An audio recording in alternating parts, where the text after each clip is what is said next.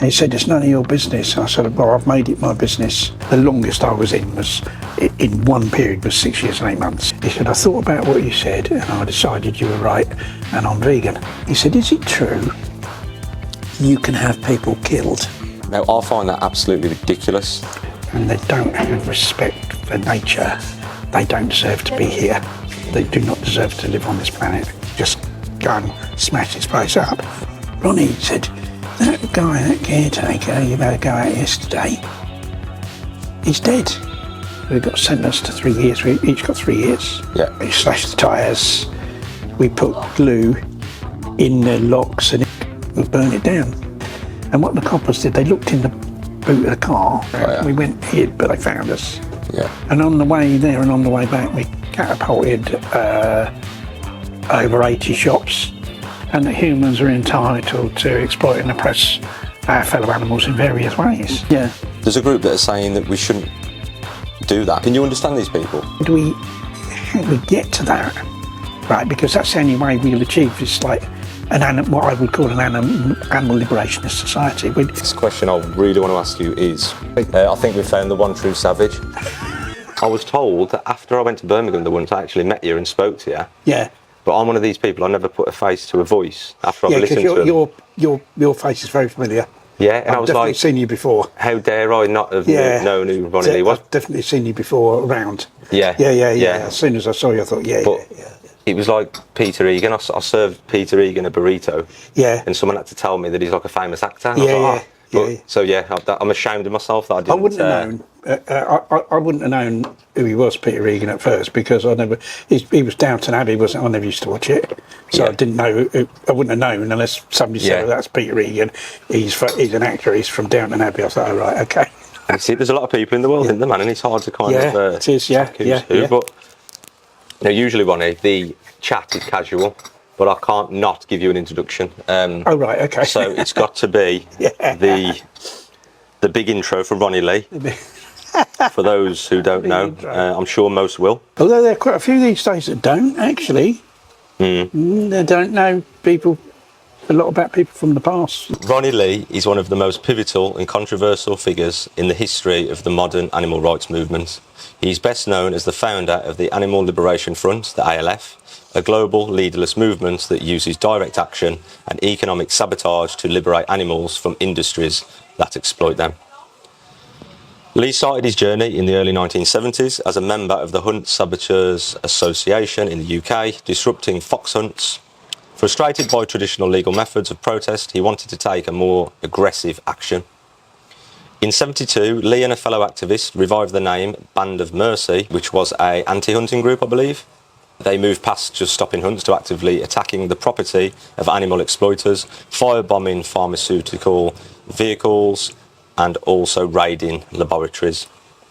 After serving prison time for a raid in 1974, Lee emerged even more radicalised. In 1976, he organised a new group of roughly 30 activists and renamed the movement the ALF. Because of his leadership roles, Lee served 3 separate prison sentences during the 70s and 80s. His longest sentence came in 1987 when he was sentenced to 10 years in prison for conspiracy to damage property connected to animal abuse. He was released in 1992. As I was born. Incredible. While Lee was once the chief architect of illegal direct action, his focus shifted entirely in his later years. He realised that the largest source of animal abuse is the food industry, which cannot be defeated by property damage alone. Today, he focuses heavily on vegan outreach and education, advocating for grassroots legal change. All lined up. Oh, bloody hell, I've done it again. Oh, my you're word. all right. You've got a saucer. No, it's great to be sat here having a chat and a lovely cup of coffee in this vegan cafe. Yes. Kidderminster's only vegan cafe. And you're not far. I mean, it's a lonely world, and you think, oh, everyone's everywhere else apart from here, but little did I know that you were 15 minutes away. You're only up the road, yeah. Quality work. Ronnie, I'm sure you've been asked this many, many times, but before we get onto the ALF stuff and your setup and whatnot, where did it start? How did this all begin? I'm guessing you were young. Well, I think growing up, there were a few occasions, when I was a kid growing up, where I took action for animals where other people wouldn't. Yeah, there's a few incidents where everyone sat there doing nothing, and it was me that did stuff. Yeah. There was one time we went. I think I was probably, I don't know, perhaps 11 years old, and my family, like my sister and my mum and dad, we went to a safari park. And it's not a place I'd go now, but of course in those days I didn't think anything of it. But we went on a boat on a lake to look at, it was to look at seals. There were seals in this lake. And there was the guy that was steering the boat, he had a bucket of dead fishes. And he was throwing them into the water so the seals would come up and people could take photos of them. But one seal must have been really hungry, because this seal jumped in the boat and started like scanning the fishes out of the bucket. And the guy steering the boat got a big oar. He had an oar in the boat for if it got stuck, I think. He started beating the seal with the oar going, get out of it. And I went mad. I said, you cruel fucking bastard. Called him all the names under the sun and said, oh, I'm going to get you this sack. I'm going to report you. I'm going to get you this sack. And everyone else was just sat like, ooh, especially my family. They were really embarrassed. Well, my mum and dad, oh my God.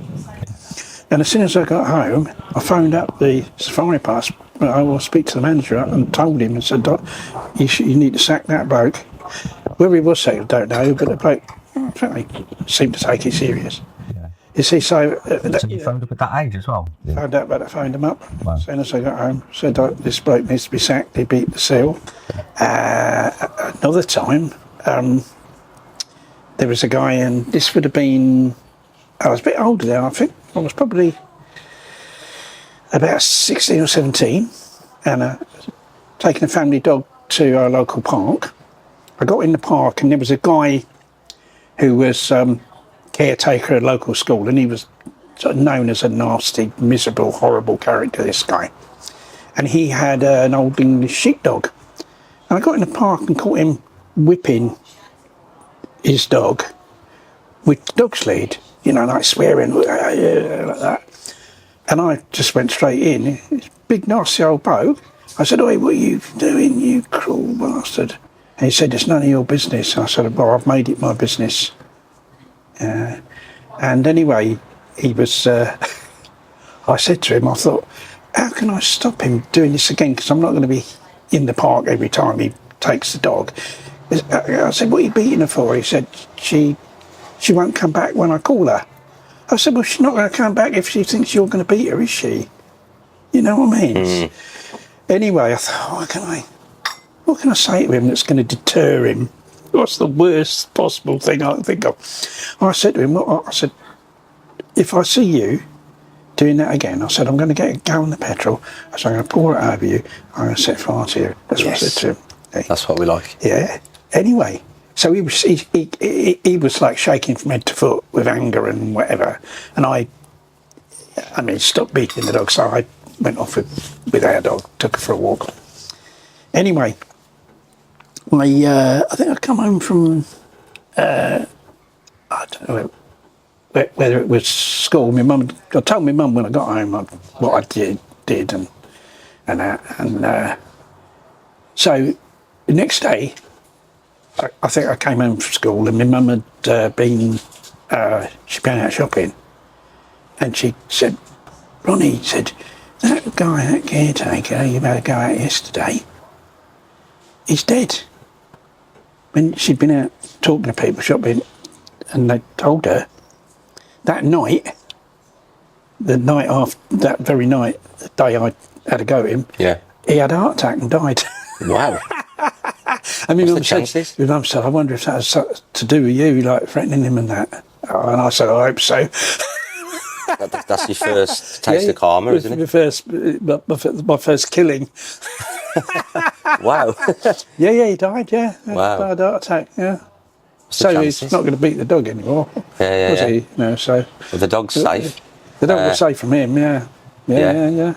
So, and there were other things as well. So I always had it in me to kind of go one step more or several steps more than other people would in terms of protecting other animals.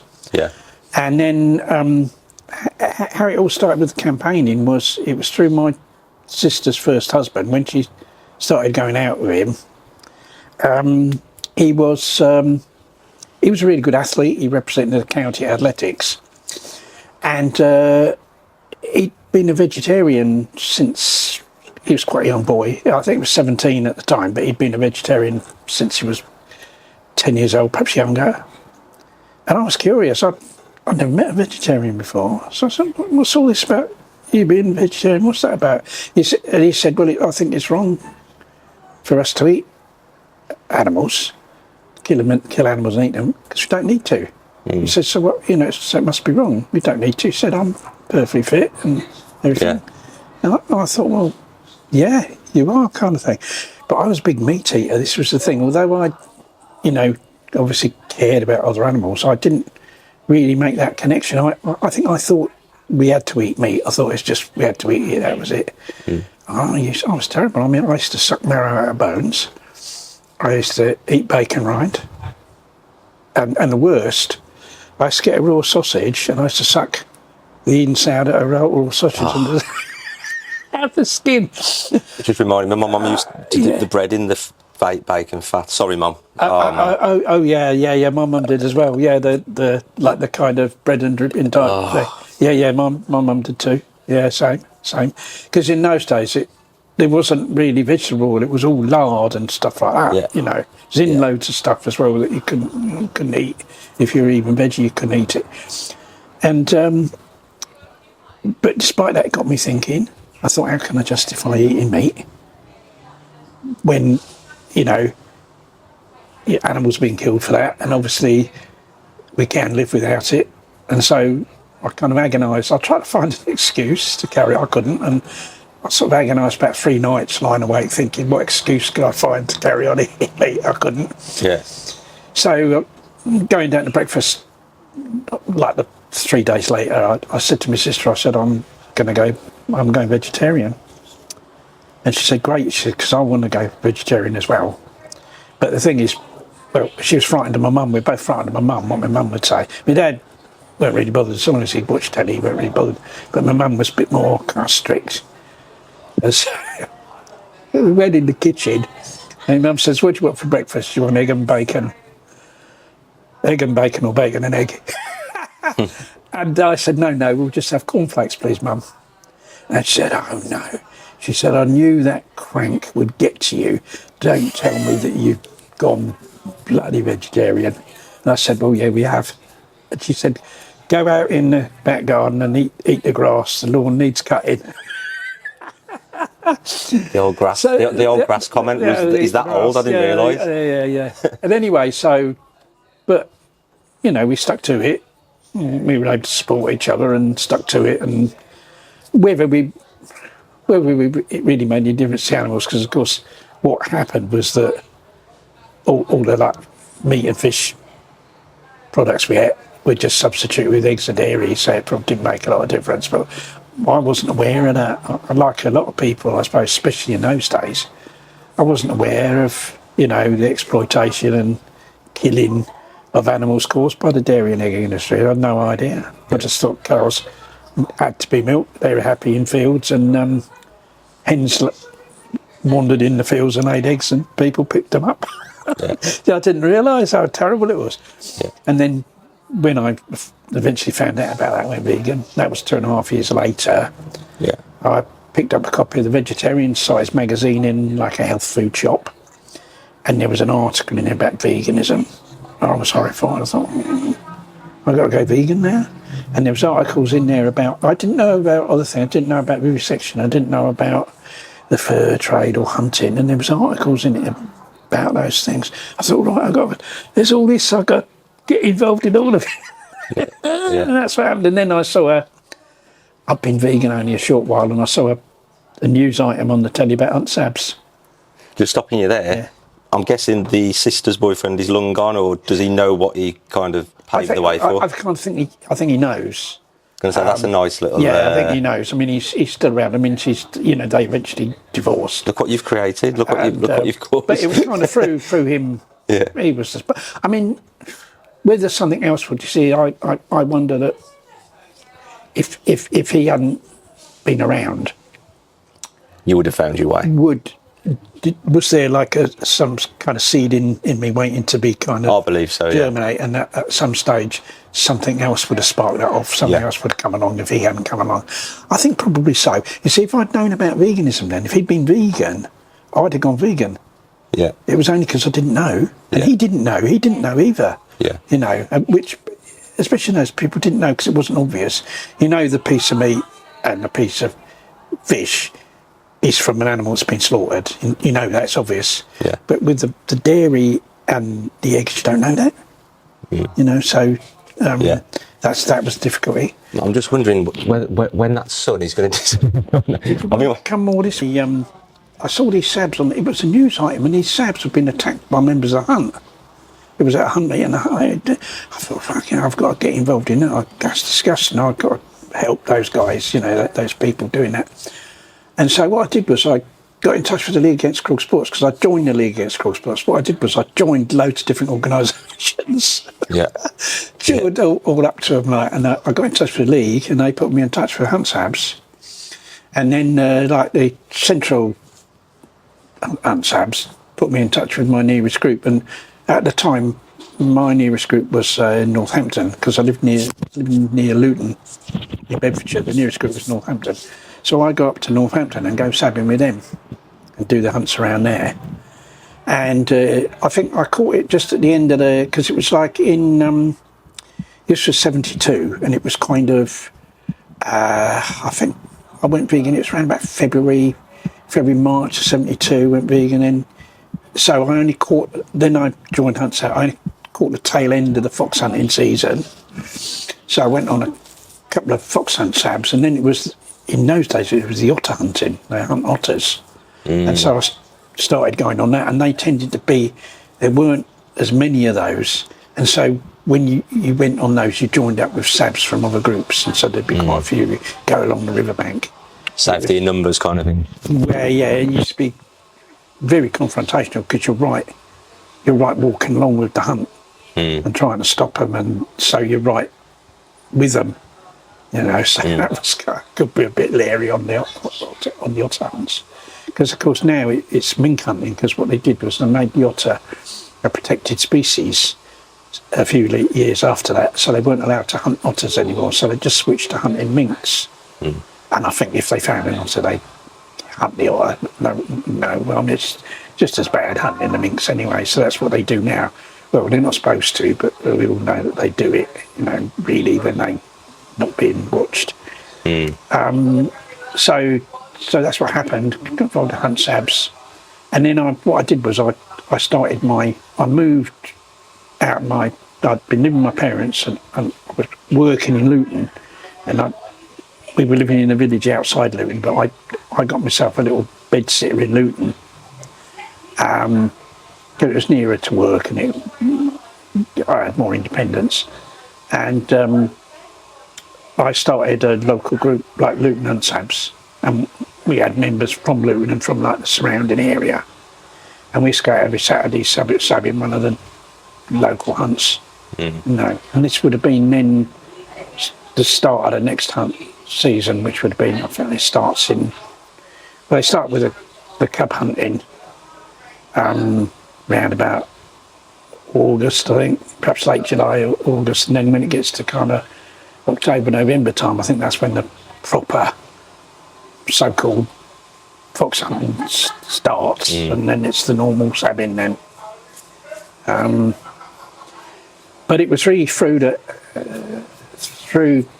cub hunting that the Band of Mercy started, because with the cub hunting, what they do is like the Hunt Sabs is really about interfering with the hunt, chasing the fox or deer, whatever animal they're chasing, trying to kind of distract the hounds, lay a false scent or interfere with a scent that they're trying to follow, all those things. It's to do with disrupting the chase But like with the cub hunting, there wasn't a chase and there isn't a chase. What they do is they just send the hounds into a wood to massacre the fox cubs, basically.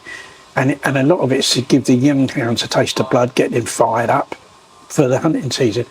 And it was really, you couldn't really sab it because there wasn't a chase and there were so many hunt people there that you'd just be massacred and we just stood there like, couldn't do anything. So I thought, what can we do about this, you know? And there was a few of us sort of had the same idea really about it. And we had this meeting, remember we met in this basement cafe in London. I think it was a cafe that belonged to a charity shop for one of the anti-vivisection organisations, and they had a cafe, basement cafe, connected to the charity shop, you know, make a bit of it. And we went there, 6 of us, and had this meeting. And we said, right, decided what we'd do. We'd go to the hunt kennels like early hours of the morning before the hunt.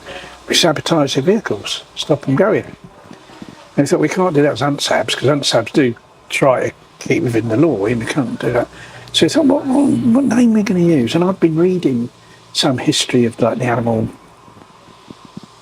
protection movement, really.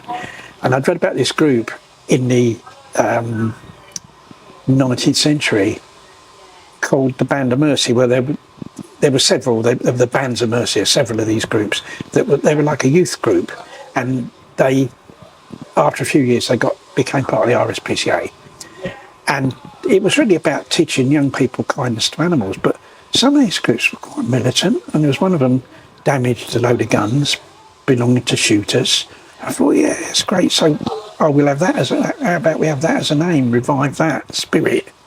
So that's what we did. Called ourselves Band of Mercy, and so that was formed June '73. So we're talking about that's sort of about 53 years ago. It's 50 years since it changed to the ALF. You know, just last month. Was that the pivotal moment when you saw the cub sabbing?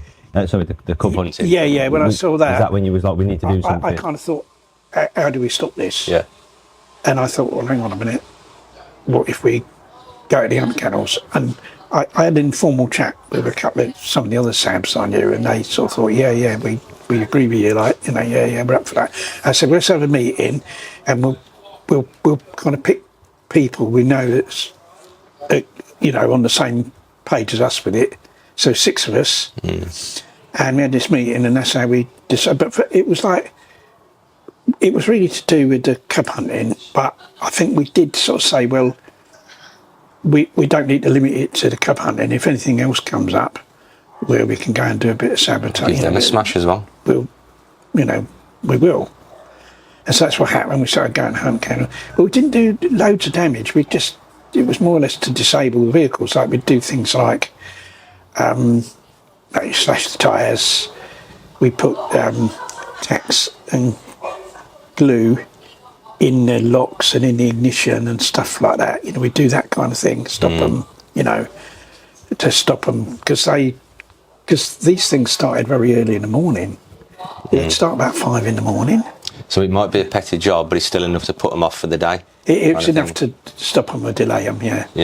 You know, because of course they get there at 5, so they haven't got a lot of time. Once they get up, they're off, sort of thing. So they get up, the vehicle's, you know, is immobilised. What can they do? You know, and so we used to do it with maybe at 2 o'clock in the morning, just quality. And you know, sometimes we'd be leaving and they'd be getting up. They'd say, put the lights, getting up, so we better start. But they're getting up there, let's go. Get out of there. They're gonna get a bit of a surprise when they come down and see the hound van.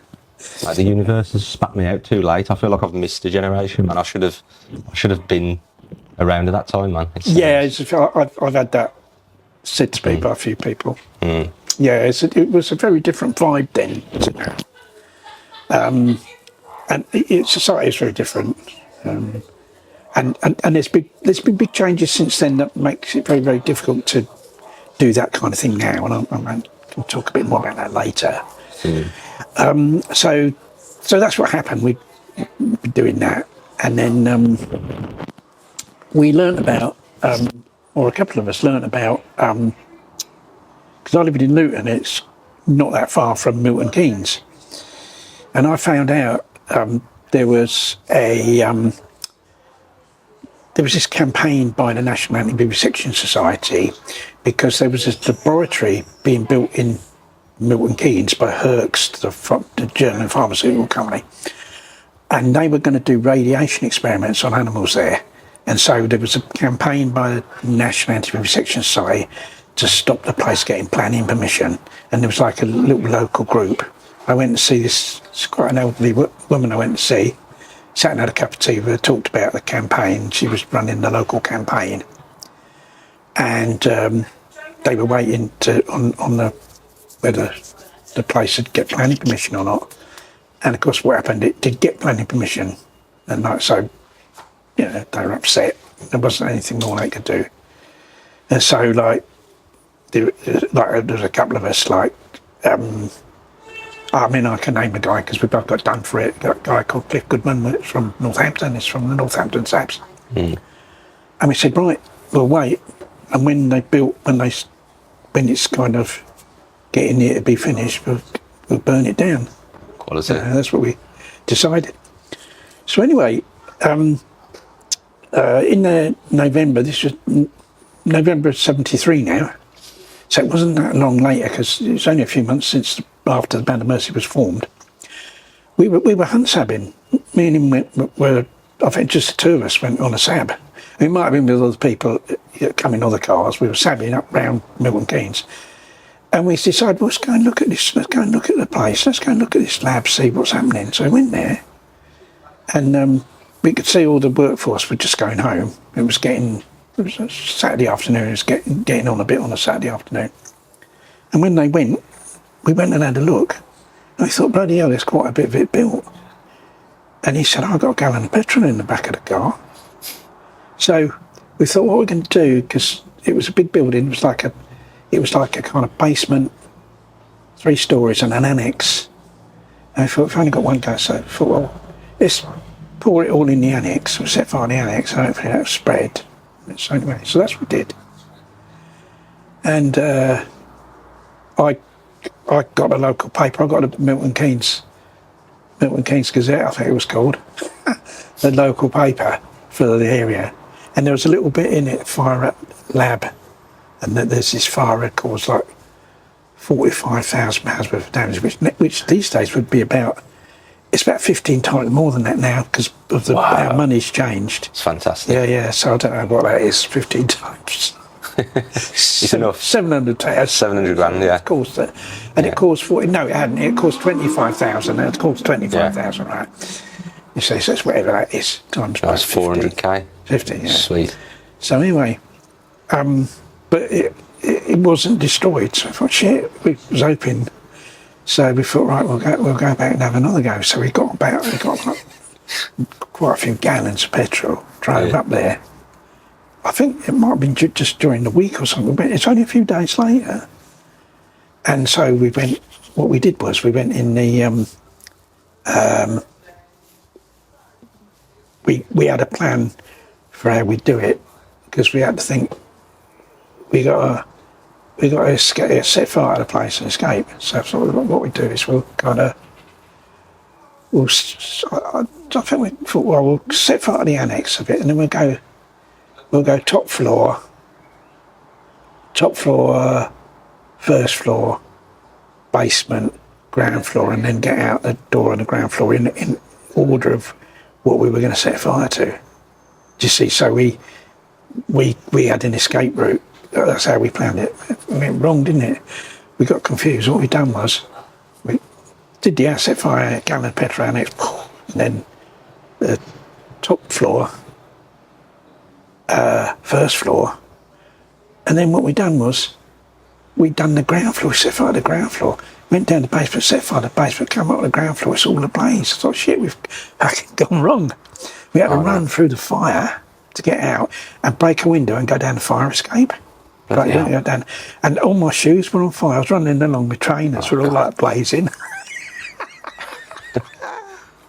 Wow. And we drove away, the place was, I thought, brilliant, that's the end of that, Anyway, I got the paper next week.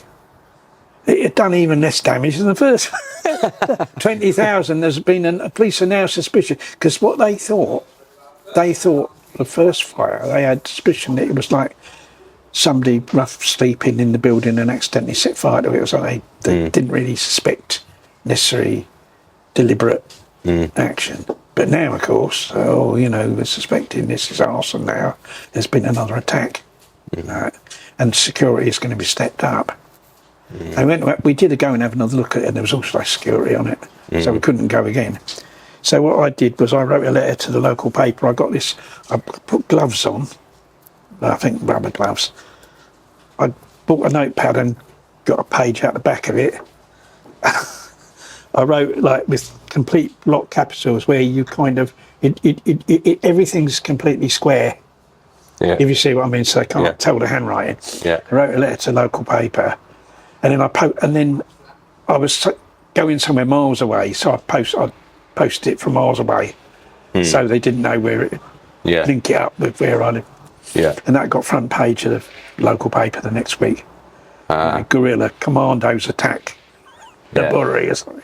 Yeah. So anyway, after that, what happened? There was a guy that was like in kind of animal rights, and he worked for like this company that was involved in. It was like a scientific company. They weren't involved in animal research, so because they were like a scientific company, they used to get magazines through. Like they got information through from the Laboratory Animal Breeders Association. I mean, why'd they send them stuff? Because they weren't involved, but just because it was a scientific base, they just got it. And he sent us this booklet, and it had all the addresses of places where they bred the animals for laboratories. And of course, they were a lot easier targets because the actual labs had security on. I mean, that place hadn't had security because it was a construction site. Well, they did put security in the end, but the actual existing labs, because there's expensive equipment, even back in those days, they had security. They were a very difficult target. But these animal breeding places didn't. That quite often the only security they'd have was a look on the door. There wasn't anything. Because in those days, what's changed is security was much more expensive in those days. Now with all the digital, you can have surveillance cameras and all that's much cheaper. In those days, it wasn't the same. I can imagine the information wasn't as common as well, was it? So they probably didn't think anything was going to come of it. Well, of course, there wasn't the internet spreading information. There wasn't social media. It was only we happened to get hold of this, and they'd only send this magazine with the addresses on to selected, places. So that they obviously didn't. And of course, this was new. This attack, direct action attack on vivisection injury, only just started. So there was no history of it. So they weren't. It wasn't something they thought about. So anyway, we used that as a hit list, and we were going around to these breeding places, and usually we target their vehicles, destroy their vehicles or damage their vehicles that they used to transport the animals to the laboratories. And so we did a load of those because they were like easy targets. Yeah. And the other thing they did, me and another guy called Robin Howard, because we got arrested for that as well, so I can say his name. We found out about these two boats. Well, in actual fact, there'd been a campaign going on for a few years up on the Wash in Lincolnshire. Every year there used to be a slaughter of baby seals on the sandbanks by these fishermen. And what they did was they used they had these small to medium fishing boats that go out, and they'd use them as like a mothership, and they'd launch inflatables, go on the sandbank, shoot the baby seals and sell the skin. And the hunt subs had tried to disrupt it. I think in 1973 the hunt subs had tried to disrupt it. They got inflatables, got in the way. The police came in inflatables as well, and it was like, and I think they did prevent some of it. And there'd been protests going on for years about it. And we thought this was now June of June of 74 now. And we thought, right, we'll go and we'll destroy the fishing boats, damage the fishing boats. And so that's what we did. We got a couple of gallons of petrol. I remember we parked, we had to walk across the golf course, going to get on to the riverbank, and we set fire to these, checked the boats out, made sure there was nobody in them or anything. They weren't all that big really. And set fire to these two boats, and one was destroyed, the other one was like really, really badly damaged. So they weren't able to go out and kill the baby seals, because it was only these two guys that did it, that were given a licence by the government to do it, because seals were, and they're protected species. So a bit like the badger cull, you have to have a licence. Well, the government used to give these guys a licence to kill the baby seals. But interestingly enough, after that year, they never issued any more licences. So I think what we did contributed to the overall fuss that was being caused about that. Definitely. And it was just, and it's never been done since. Yeah. So that was that was a good, that was quite a significant action, really. Of course. And then in later that year, what Cliff and I were doing, we went on a camping holiday, and I think that was after the seal. Robin and I had done the seal boats.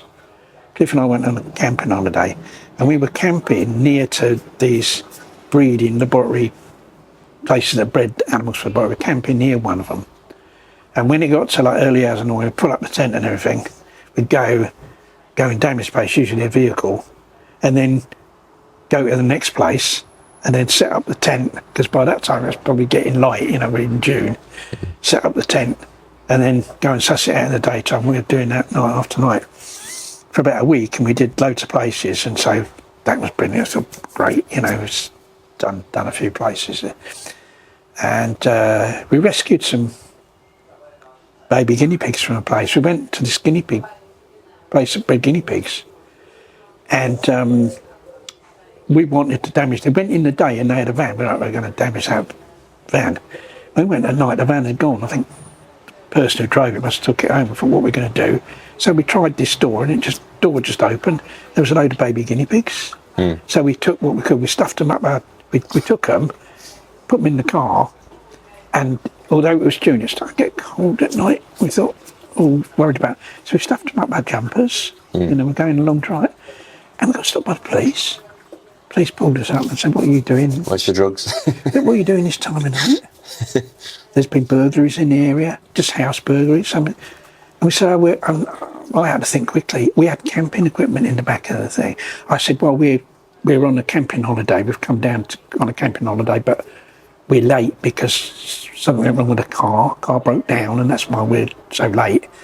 And what the coppers did, they looked in the boot of the car, opened your boot, opened it. There was all camping equipment, so they believed us.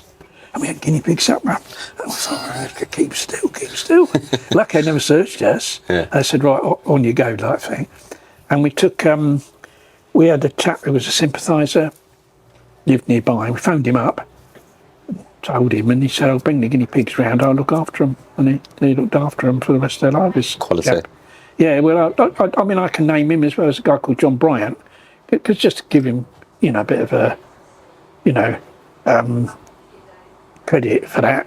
John Bryant's a very well-known guy in the animal protection movement, League Against Cruel Sport, RSPCA, and that's something that probably a lot of people don't know about him, that he actually took in these guinea pigs and looked after them. Quality. But he sadly passed away. He can't be done for it now, so he's passed away a few years ago. Of course, so that's why I can give his name. And what happened was, because the people that ran that guinea pig breeding place, they were so frightened that had been discovered, it closed down. The place closed. They said we're closing down because they knew it would. Because they thought, well, next time, someone's took half a dozen guinea pigs this time. What's the next time? Yeah. It's an unknown. You know what I mean? Could it be a bat? Could it be a matchstick? You know what I mean? Could it be? Yeah, I didn't know. I mean, Yeah, so that was quite significant as well. In that day, though, Ronnie, so obviously now you've got the internet and you can Yeah. look at people's profiles, you can see what they're about, kind of thing. Yeah, yeah. Back then, someone could have been a snitch, anyone could have been a grass. Was there any time where you'd get a bit sketchy over certain people because you can't really run a check on them, or? Yeah. Well, in actual fact, the chap that was involved with me, very sadly, Cliff Goodman became a police informer. You're joking. At a later stage. Wow. Yeah, but that's a bit later. So yes, there were people back then, and yeah, I mean, it was hard. You know, there were certain people suspected. There were some people as well that were wrongly suspected, and it was a bit unfair because they were a little bit different. Yeah. And you know that there was meant to be this sort of archetypical sort of animal rights hunt sab person, and if you didn't look like that, I remember giving a talk. I gave a talk to, it was Boston in Lincolnshire. I got invited by the local SABs to come and give a talk about the ALF. I went up there and it was this packed hall. I got loads of people in this packed hall. And the SABs, the local SABs were in the front row, and one of them comes straight, one of them worked in an office, and he comes straight from work. And he was sat wearing his suit that he wore at work. And I, you know, someone introduced me, I got on the stage, and this woman at the back stood up and said, Ronnie, spoke like Ronnie. Before you start, I wish to inform everybody that there's an infiltrator in the room. I said, who? What do you mean? And she said, you sir in the front row, wearing the suit, stand up. Because the bloke had a suit on, she thought he was an infiltrator. And I said, no, it's not an infiltrator. He said, it's in the SAB group, he's come from work. But that's what some people are like, and so you'd get people falsely accused because he wasn't dressed like the other subs and that. He was an infiltrator because he was wearing a suit. An infiltrator, they wouldn't go wearing a suit, would they? Yeah. I mean, was it a bit like The Traitors? I don't know if you've seen that. I've seen it. I've kind of glimpsed it. Yeah. So it could be a bit like that, you know. Yeah. She was really embarrassed, the woman, and stood up and given it big about the infiltrator. Yeah. Sorry about that. I know. So, you know, the next thing really was us being arrested and put in jail. Yeah. For the first time. That's the kind of... so before... you go, mate, Yeah. And what happened was that was a very successful camping holiday. So we thought, right, we'll do it again in August. So the August we went off, done it again. Yeah. But it wasn't quite successful because there was a place in Oxfordshire it was called Oxford Laboratory Animal Colonies. Thankfully, I think it's always been involved for years in the vivisection industry, but now I think it's going for housing. There's a housing estate going to be there, which is a more positive use for it. Yeah. But they bred small animals, guinea pigs, rice bats, rats and mice for experiments, and we thought, right, we'll do that one. And what we did, we parked on a housing estate up a couple of hours away. We come across the fields, got in at the back of the place, and we were looking around, what can we do? We had all the equipment to do damage. We were kind of looking for vehicles, really. And Cliff kept up the front, and he come back and he said, there's a security guard in one of the cabins. He said, but I don't think he's seen us. So we said, well, we'll stay at the back. But he must have been suspicious of something, and what they did was, because there'd been a few raids, they started to sort of up their security, and he had a special button that went straight to the police station. He'd press this button, and next minute the place was surrounded by police, not just ordinary police, but military police, because it was near an air base. Oh. So the military police come as well for some reason. And we hid under a building, because these buildings were like, some of them were like kind of on stilts off the ground. Oh, yeah. We went hid, but they found us. Yeah. But what was like ironic was we had a load of stuff in the car, so linking us to other things. And we thought, well, you know, if we are arrested, we had an arrangement with someone else about the car that if we got arrested, they'd come and get the car. We always used to park it away. And we thought, you know, so we weren't worried about that. But what they did was they used a dog, it's a tracker dog, and found the car. Get back to the car. Got in the car, found all this stuff that related to other things. Yeah. So we got done for quite a lot of stuff. Yeah. And we ended up we got sentenced to 3 years. We each got 3 years. Yeah. And we were in jail for a year because we got parole. We got early release because we'd never been done for anything before. Yeah. You know, so we got out early. Yeah. So I got out in 76. Was it March of 76, I think? And then the ALF was formed in the June. I had a lot of people come up to me saying, I want to, because Hunt Subs had expanded. There'd been a programme on the telly about the Hunt Subs, and that had got a lot more, they'd got a lot more members, and the Hunt Subs was bigger. And then there was a lot of the young Sabs coming up to me saying, I want to do that. And I was shocked because I thought, well, I've done it. I've been in jail. I'd have thought that might have put people off, but it didn't. Yeah. I want to do. And that's when inspired the ALF, that's when the ALF, because people weren't really up. They thought, well, Band of Mercy, that's a weird name. It sounds like a religious organisation. It doesn't mention animals. Doesn't mention what it's about. So we changed the name to Animal Liberation Front. Yeah. And then, you know, carried on from there. But we had more activists then. Yeah. No. Yeah. At any point before you were sentenced, before you got caught for any of the things you did you have it in your mind that, you know, this is what could happen, the consequences of it, or did you? I knew. I mean, strange enough, before my first job after school, which I left once I had to leave when I got arrested, was working in a solicitor's office. So I used to go to court. I knew quite a lot about the law and about court cases, and even been to see people in prison to take notes for the solicitors and that. So I kind of knew eventually I'd be jailed. And that must have made the rush and the adrenaline even more, you know, I mean, well, to know that you're doing something serious, and you know what could happen, you know. I think I think what it does, it causes you to put a lot of planning into getting away, how to get away with it. And very often on ALF raids, you put more planning into getting away than anything else. Apart from the one that you did backwards and set the floor on fire. Well, we planned that, but it didn't go according to plan. We got confused about the number of floors. We thought, shit, we're in the basement. We should be on the first floor. We go, shit. So that was, you'd often, and this is where things are so different today, because the surveillance then was pretty much non-existent. Now I think there's more CCTV in this country than anywhere else in the world, but then it wasn't. And so you get, you know, they couldn't trace you, couldn't find you. Not like that. Not like it's completely different now. And so it was a lot easier to get away with things then.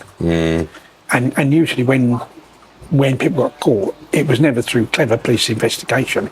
It was just through through making a mistake. Like we made the mistake about that security guard. We should have gone, but we thought, oh, he's not seen us. We can stay at the back. You know, these little mistakes. Yeah. That's what led to people being arrested. It wasn't all this clever police looking through hours of video, CCTV and all that like you do now. It wasn't any of that. Yeah. It'd be interesting to ask you, if you look back then at what you could get away with, because there wasn't the cameras, there wasn't the security, there wasn't the internet, things like that, would you say that the animal rights movement is better suited to this age or better suited to back in the day?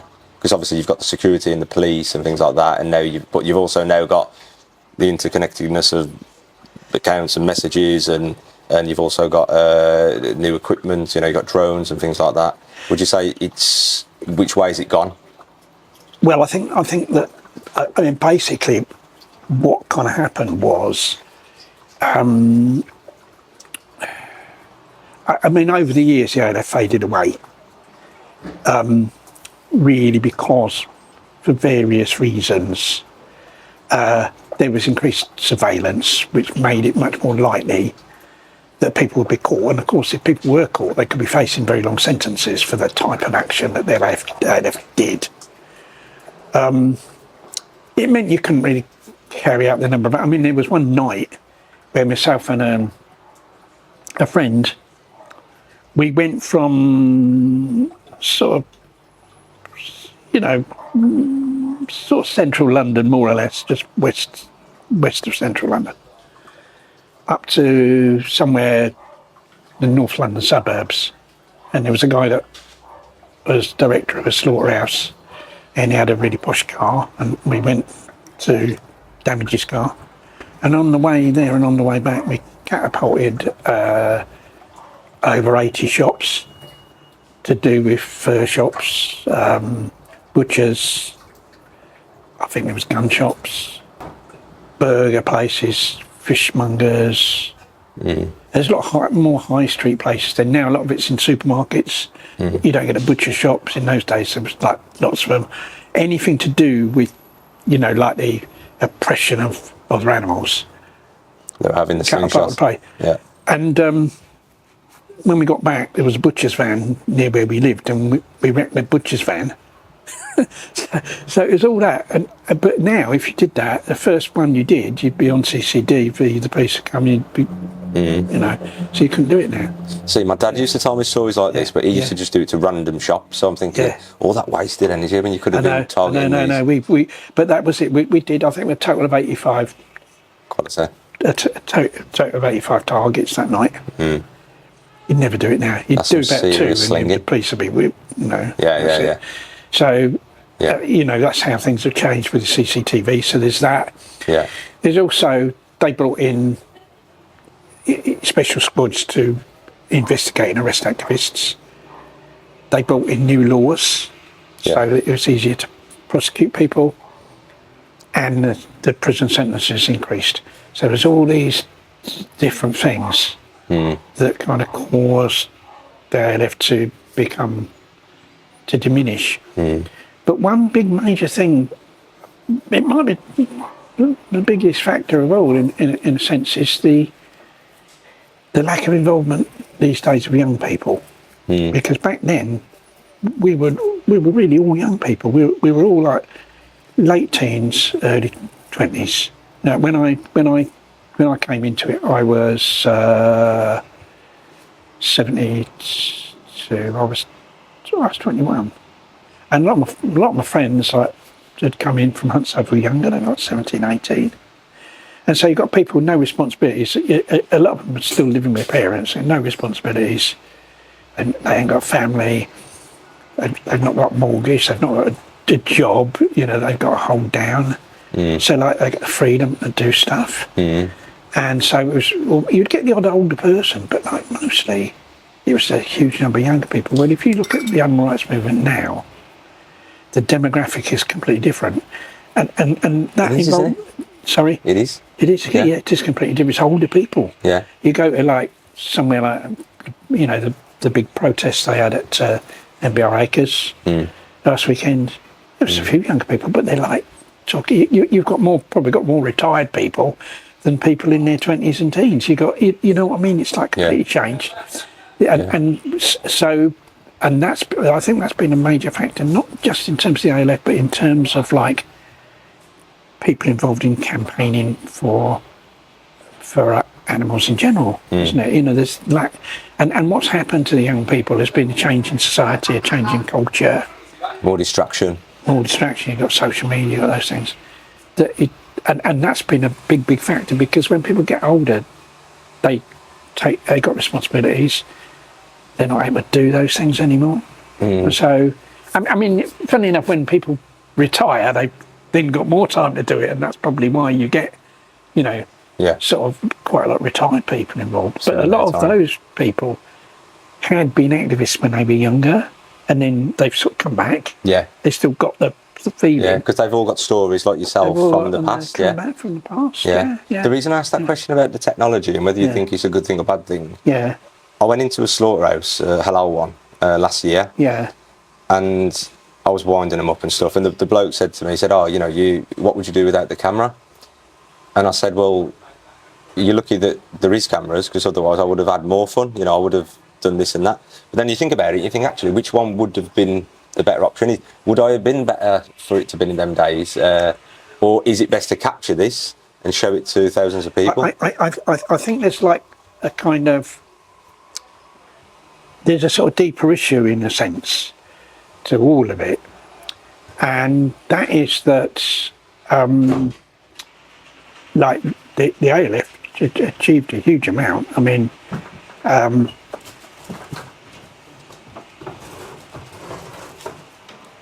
Want some help? You good? yeah, Sure. yeah, the ALF achieved a huge amount. I mean, you just look at what happened here in the UK. I mean, first of all, you go back to 76 when the ALF was formed. The number of experiments on animals every year, according to government figures, was over 6 million. 10 years later, after 10 years of like intensive ALF campaigning against the vivisection industry, that had fallen to 3 million. There was a huge reduction in animal experiments over that period of time, and that's never ever gone up to 6 million again. I see it's gone up as much, to 4 million in later years. It's down again now to below 3 million. And so there's not really any other explanation for that other than it was the effect of what the ALF was doing. And the other big difference I think the ALF made was with the fur trade. You go back to the 70s, 80s, 90s, there were fur shops everywhere. Like every town had fur shops. In big cities, you'd get fur shops in the suburbs. I lived in North London. Where was it? Palmer's Green, North London. Just round the corner from me, in a little side street, there was a fur shop. Just in the side street. Which kind of strangely used to get the window broken quite often. I don't know how. Someone must have done. Someone just, I used to be always pleased to see a broken window there. And that's what it's like. There's fur shops everywhere, and loads of department stores had fur departments. Like everywhere in the country. But now, the only department store that's got fur departments is Harrods in London. And the only place where there are sort of high street fur shops is once again a certain area of London. They aren't anywhere else. I mean, you get places that sell fur trim. There's been campaigns against, say, flannels and Canada Goose, and because they've had fur trim on their garments. But that's kind of very small compared with all these places selling full fur coats and everything. Back in the day, it was everywhere. And because of the ALF's campaign against fur, campaign of damage against the fur trade, that completely wrecked it, just smashed it right down. So those are two major areas where there was like huge success, I would say, for the ALF certainly in the UK. And that equates to millions of animals being spared, doesn't it? You get that, the number of experiments every year is 3 million fewer than it was. That's a huge number. And how many animals, how much demand did the fur trade create for animals to be slaughtered? That would have been a huge amount as well, wouldn't it? So that's really quite significant. But I think the problem is that, I've talked about why the ALF is still active, but it's very much diminished. And strange enough, I mean, the hotbed of ALF activity really was kind of the UK and probably mainly England. Now there are more ALF activities in some other countries than there are here. And a lot of that's to do with surveillance and everything that we've got here. You just can't do it and get away with it. And so what happened was the state kind of caught up and thought, right, we need to stop these people. Because, of course, they're on the side of big business, and especially the really, big industries that oppress our fellow animals, like vivisection and the meat industry, dairy industry, animal products industries in general. The government supports those and will defend them and will protect them. And we've seen it just recently, with animal experiments. They brought in that new law, didn't they, to make life sciences part of the national infrastructure, so they had more powers to arrest protesters. And they've also, in response to, there's a lot of campaigns against factory farming. In response to that, they're making it easier for factory farms to get planning permission. That's another thing that's coming in. So they're defending these industries and persecuting the people that are trying to stop them. And that's the problem. And basically, we have to look at what do we do about that, because it means you get stopped. It means you go so far with these campaigns, and then the state moves in and stops you because they're on the side of those industries. With smaller industries, they don't defend them. I mean, like the greyhound. I was very involved in campaigning against the dog racing industry. Louise and I, we ran a campaign for about 13 years against that, and then other people sort of took it over. And of course, Scotland and Wales have both banned greyhound racing. It's very much diminished in the UK. Tracks have been closing. The government's not stepped in to protect it. The government didn't step in to protect the fur trade because they're not big enough and they're not influential enough to kind of affect the government. But when you look at the big industries, like vivisection and even more so, animal farming and the fishing industry, these are huge, and the government will defend them. So unless we do something to actually change the nature of government, we're never going to get very far with and those industries. I mean, particularly with animal products, that's the massive bulk of animals that are exploited and killed, isn't it? I think it's 99%, isn't it? It's absolutely huge. And if you shut one down, it's just going to transfer somewhere else, isn't it? It's going to get pushed around. Because of demand. It's driven by demand.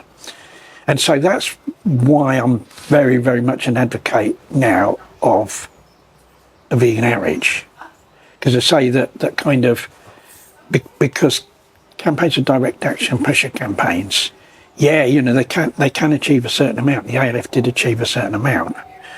But say you look at what happened to the Shack campaign, that was like really on a roll, and they almost closed down HLS, but in the end the government stepped in. They said, right, we're going to protect HLS, we're going to give them banking facilities, right? Otherwise because no bank wanted to bank with them, they let them bank with the Bank of England.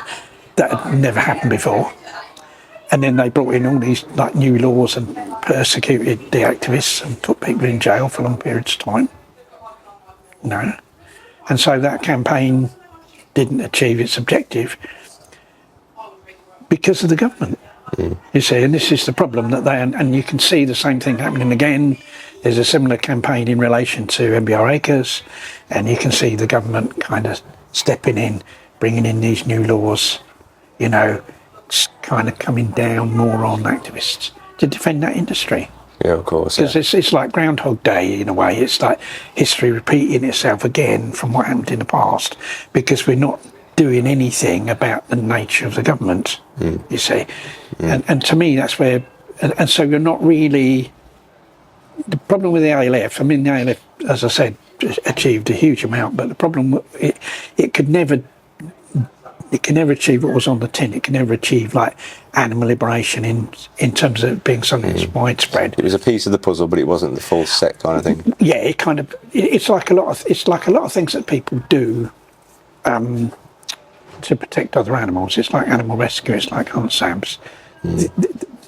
Those are really worthy things, and they do save animals, right? And they're things I've been involved in. They're things I support. I still support. So I support hunt SABs financially. I support rescues. But they won't bring animal liberation, because when we talk about animal liberation, when people the chant, what do we want animal liberation? When do we want it now? The famous chant. Well, when people are chanting that, what do they mean by animal liberation? They don't mean hunt sabs, they don't mean rescue, they mean a widespread change in society where other animals are no longer persecuted, where the culture of our society is completely changed, where it's kind of the dominant culture is that we don't oppress other animals. That's the dominant culture. That's what, the main, in the same way that the dominant culture of our society is that you don't abuse children. Like some people do abuse children and get prosecuted. But you ask most people, what do you think? Oh, well, I'm finding, you know what I mean? It needs to become frowned upon, doesn't it? It needs to be like the dominant culture, right? And that needs to be reflected in politics, needs to be reflected in legislation, just as it says, like, legislation say protect children. Now it could be argued it's not strong enough, but it exists. People get prosecuted for it. So how do we get to that, right? Because that's the only way we'll achieve this, like what I would call an animal liberationist society. You only get there by educating people, because while most people don't believe that, you're never going to get it. So that's why, to me, vegan outreach is so important, according to what veganism really means, which is a philosophy. I think the problem with the ALF, although it achieved a fantastic amount in terms of saving and sparing other animals from suffering and slaughter, the problem was that it didn't do anything to educate ordinary people to actually believe in animal liberation. Ordinary members of the public were just on the sidelines. It was like a direct war against the people that oppressed other animals, really, trying to force them to stop, put them out of business. And the ordinary public weren't, thought about them, the importance of changing social attitudes. But that's vital. If you're gonna really create fundamental change in society, you have to change the mindset of a large number of people. So that they believe in animal liberation. They don't believe humans should exploit and oppress our fellow animals. You have to have that. Unless a large number of people believe that, we're never going to achieve widespread animal liberation. First of all, for two reasons really. First of all, because of how those people behave in their own life. Because people don't believe that, they're going to carry on consuming animal products. They're going to carry on supporting exploitation and oppression of other animals in various ways, aren't they? And carry on doing that. So there's that. And the second thing is to do with how people behave politically. If we don't have the more vegans we create, the more vegan politicians we'll have, because some of those vegans will want to become politicians. And then the more vegans will have to vote for them and get them into positions of power. And that's what we need. We need a sort of like political regime that is pro-animal liberation. Because if we don't have a political regime that's pro-animal liberation, we're going to have one that's anti-animal liberation, which we've got now. The government, they're speciesists. Almost all members of parliament are speciesists. They believe that humans are superior to other animals and that humans are entitled to exploit and oppress our fellow animals in various ways. Which is why you've got the government defending animal experimentation, why you've got they're defending factory farming. Because their ideology is opposed to ours, and it's either one or the other. Either we have a government that's speciesist, or we have one that's not. And the only way you get one that's not is by creating a lot more vegans. That's the only way, and it's the only way that you create that fundamental change. You see. Otherwise, all these campaigns hit the buffer. There's only so much you can do. There's only so much animal rescue can do. It's a great thing. But how many animals can you rescue? How many animals can hunt sab save? How many animals could an organisation like the ALF save or spare? It's limited, because in the end the state stops you. You're taking one out and putting one back in, aren't you? I think sometimes with animal rescue you kind of have to be.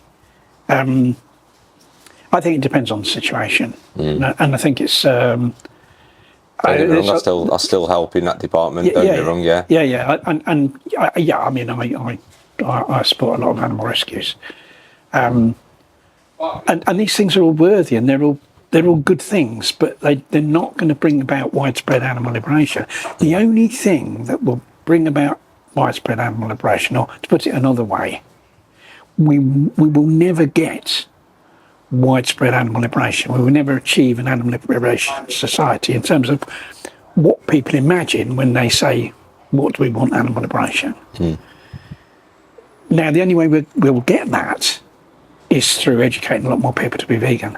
There's, according to what veganism really means, and which isn't that it's just a diet, that it's a principle and it's a philosophy that humans should not exploit other animals or indeed oppress other animals.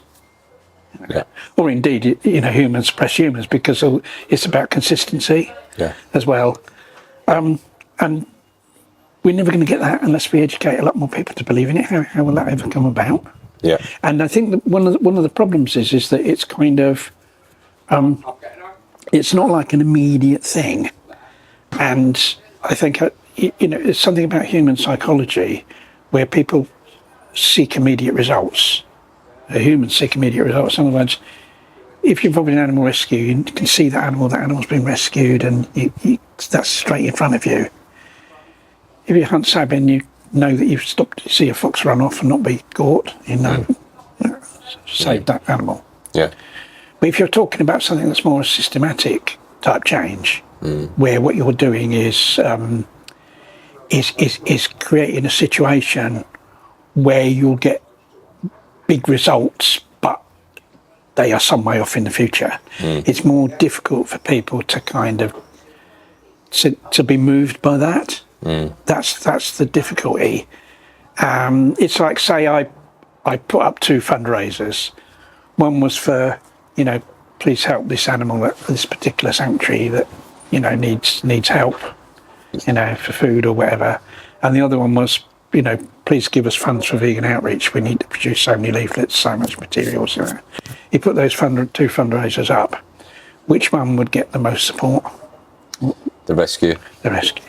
And that's because and which one would spare the most animals?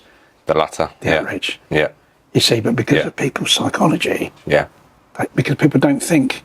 It's why we've got the climate crisis, because the thing is, people don't think at a distance. And like the climate crisis, all this what's happening now, the temperatures and the floods and all these things, the fires, right? All this that's coming on top now. But that was predicted decades ago. But because it's, that's a long way away, it doesn't affect me now, I won't bother with it. But mate, I'm in the health and fitness game as well, and you see it in that. It relates a lot to that. It's like, I don't care about this now, I'll deal with it in the future. But you've got to put the things in place now to prevent. Because otherwise it's too late. And we're reaching a time now where it's too late because we didn't act years ago because it wasn't on top. And that's the problem. And this what I call immediatism. It's like it's a huge problem, like for our species, and it's also a huge problem for other species. And it prevents humans from, caring humans that do care about other animals, from taking the actions they really need to take to kind of completely transform society. So we kind of put an end to this oppression, this system of oppression and exploitation of other animals. It's very, very difficult because of human psychology.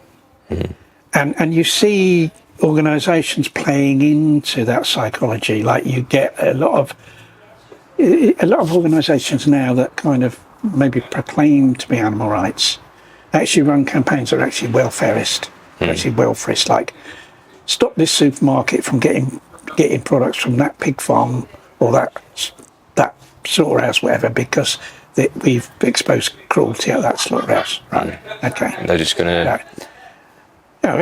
Stop them getting it from there, just get them from somewhere else that's probably just as bad. And they certainly, where animals are going to be killed, where they're going to be exploited, you see. But the thing is that, you see, if they do, you launch a campaign like that and you say, send us donations, we've launched a new campaign. Or if you win the victory and the supermarket says, we're no longer going to get from there, we'll get from another one just as bad, but we're no longer... We've won a great victory, send us donations, you see, because they need, these organisations need donations to survive. And so they play into this unfortunate aspect of human psychologists and mediatism in order to get the donations. But the problem with that is, in the meantime, all those resources are focused on that welfare campaign instead of on promoting veganism. And again, it's just pushing it around. It's pushing the problem around. But you see, the problem is that there's like, it's like their hearts are in the right place, but their heads aren't. They care about the animals. I'm passionate about the animal. I want to do something about it. But what they don't do is stop and think and analyse. Well, hang on a minute. You know, there's this systematic oppression by humans of other animals. How do we actually change that? How do we create a different system where that no longer happens? Where we end it like big time. And we're never going to end it big time unless we educate a lot more people to become vegan. We're never, ever going to do that. All we're ever going to get is tiny crumbs off the speciesist table, tiny little changes. Oh, we'll give you that. Oh, ban greyhound racing because that's tiny. That's just a little area. We'll let you have that. Or even the fur trade. I mean, that's, you know. Yeah. For those animals that are spared, yes, it's brilliant, and that's really important. But in terms of the totality, it's tiny. Yeah. Tiny, you know. Yeah. And so we have to be, what I say is that we have to be revolutionaries instead of rebels, you know, like instead of rebels, like constantly, you know, smashing ourselves up against the government, smashing ourselves up against the system, trying to force the existing system to make concessions, and they'll only ever make tiny concessions because they're speciesists. The fight is that big, you've got to think smarter, haven't you? There's got to be revolutions. In other words, we have to become the system. We have to change the system so it's an anti-speciesist system, so it's an animal liberationist system. And the only way you do that is changing ordinary people, because, you know, why have we got the government we've got? People voted for that. Trump, all the terrible things Trump's done. Yeah. He was voted in, millions of them. So your theory is change the minds of the people, change the government, you change the regulations, you change the... You change... Well, there's two strands to it. I mean, first of all, there's a kind of the more long-term strand, which is that you educate ordinary people. The more ordinary people that are vegan, the more vegan politicians you'll get. Some of those vegans won't become politicians and think, I'm going to be a politician so I can help animals that way, right? And then you'll have more people to vote for them, so they're more likely to get into a position, into power, to be able to change things at a government level. Yeah. So there's that aspect of it. And that's a long-term thing, but you can see what amazing results that would yield if we succeeded in doing that, right? And the short-term thing is that, you know, for every person in the UK that consumes animal products, a demand is created for about 100 other animals to be killed every year. That's it varies between, you know, different countries. In the UK, it's about 100.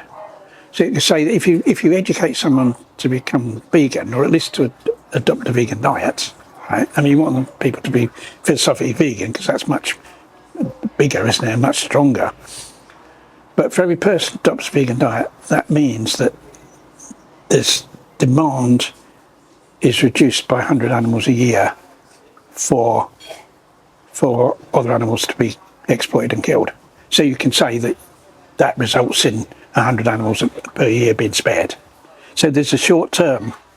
I mean, how many other activities could you do that yield such good results short term? Yeah. You only have to, you know, even if you've got something just to reduce, you know, people. I mean, I never say to people reduce.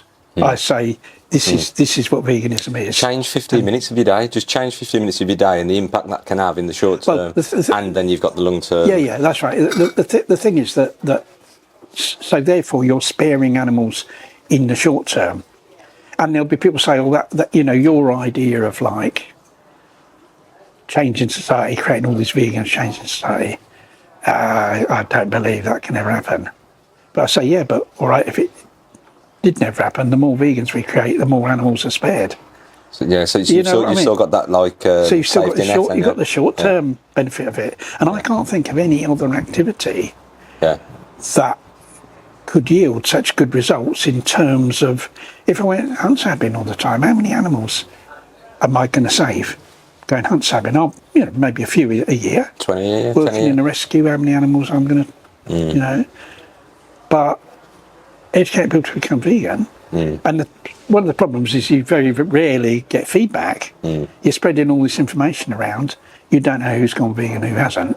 And so you kind of don't really get the results. And even when you get groups that try to assess it and try to measure it, but I think that's very hit and miss, because I think I think the process of vegan education can be a quite complicated one. I mean, with me, it's very simple. I found out about it and then I went vegan, just by reading one thing. But a lot of people aren't like that. They need like repeated exposure to it in order to change. And some for years and years. Sometimes it can, and so it's very hard to assess. But we do know that everyone that has become vegan, including ourselves, it's because they received some sort of information. With me, it was reading. Well, it was two things, because becoming veggie caused me to read that article that caused me to become vegan. So there was a bit of a process for me as well. But everyone can point to things. With a lot of people these days, I don't know what it was with you that caused you to become vegan. Was it a video? Diet, videos, then to diet, then to vegetarianism, Yeah. But it's all information. It's all some information you've received in a particular way. It could be a video. It could be an advert. It could be a post on social media. It could be a poster. Someone created something. Someone's made an effort to put out some information out there in the world, either the physical world or the virtual world. And that's what's led. So the more of that information we get out there, the more vegans we'll get, because that's how vegans exactly what I said in my speech at Nard in Belfast the other week. Exactly what I said. I said the key is to get as much information, as much content out there. But just stopping you there, Ronnie, there's a group of vegans who would listen to your story. Food got you into the vegetarianism thing, which led you to the veganism thing. Same with me. I watched videos, I saw something, then I changed my diet. That led me to pescatarianism, which led me to veganism. There's a group that are saying that we shouldn't do that, despite millions of people going that way and getting into it through diet. Can you understand these people? Because I can't. I can understand. I can understand focusing on all animal exploitation. And I also obviously understand focusing on just the food and dairy in some aspects, the meat and dairy, sorry. But to say that we shouldn't focus on food and our diets to lead us to that, would you say that's a good thing or a bad thing? Well, you see, what I'd say is that the diet, that basically, veganism, the focus of veganism is was really defined by Leslie Cross in 1951 as the principle that humans should live without exploiting other animals. That's the sort of focus of veganism.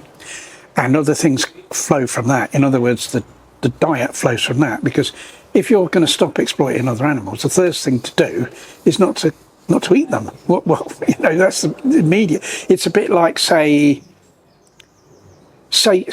part of the exploitation of, say, people of colour was that white people actually ate them, consuming their bodies.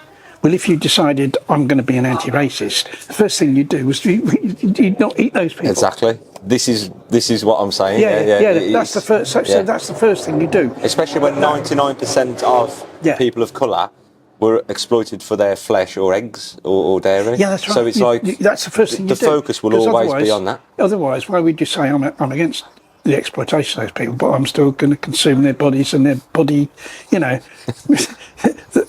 farmed for food. You wouldn't. That would be the first thing you do. Yeah. So it's the same with when we're talking about other animals, Yeah. that if you decide, right, I'm opposed to those humans exploiting other animals, I accept that principle, I'm going to live by that principle, the first thing you do is stop consuming animal products, course, yeah. before you do anything else. Yeah. I mean, why go out telling other people what to do when you've not changed something about yourself that's actually a huge way in which other animals are exploited and oppressed. Yeah. So that's kind of fundamental to upholding that principle.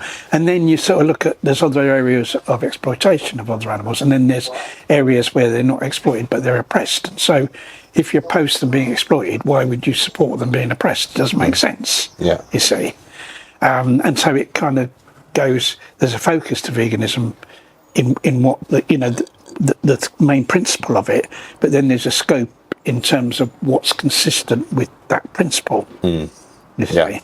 And it's just kind of educating. I mean, I think even people that identify as vegans, a lot of them don't totally understand that. A lot of them don't totally understand what veganism really means, and they don't understand what veganism, what living true to the vegan ethic really means as well. Yeah. How big it is.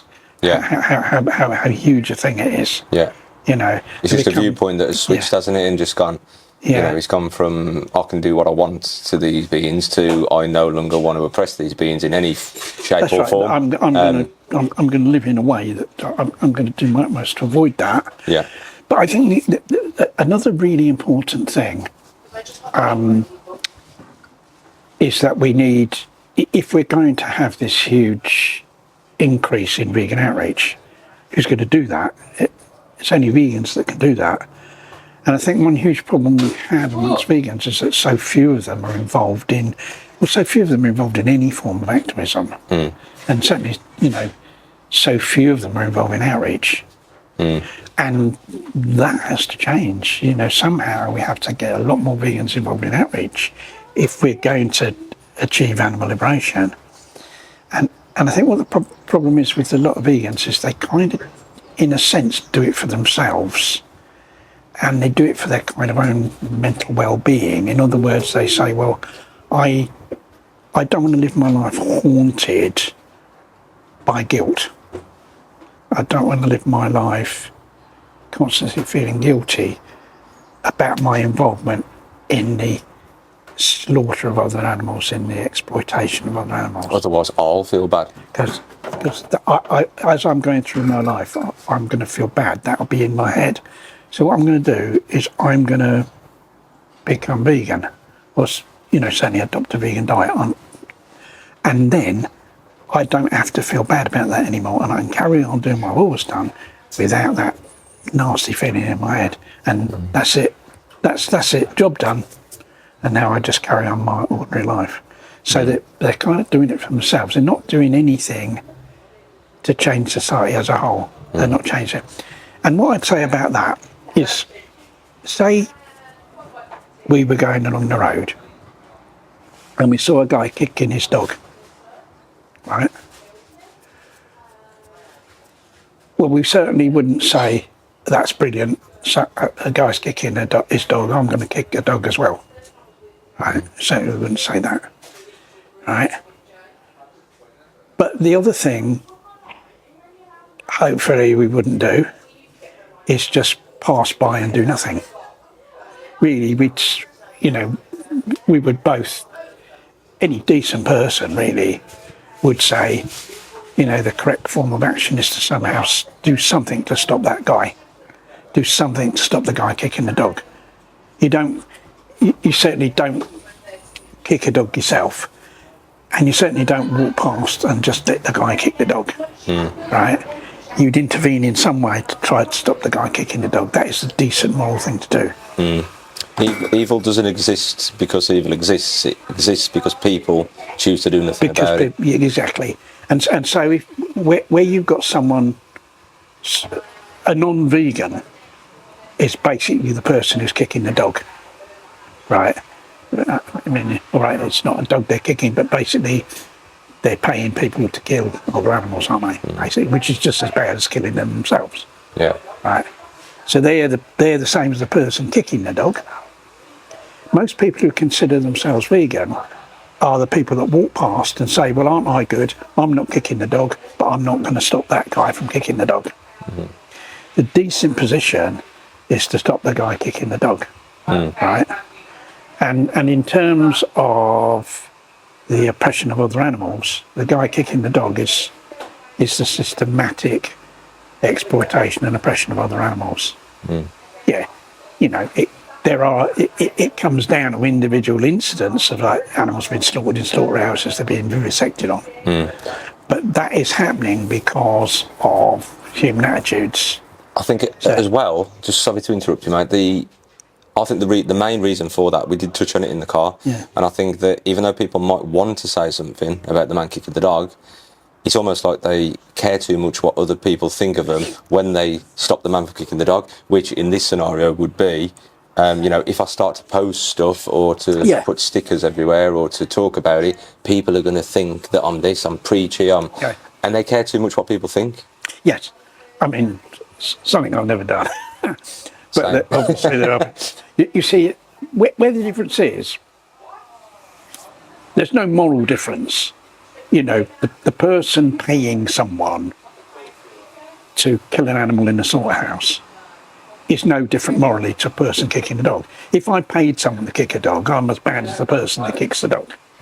So there's no moral difference between those people in my view.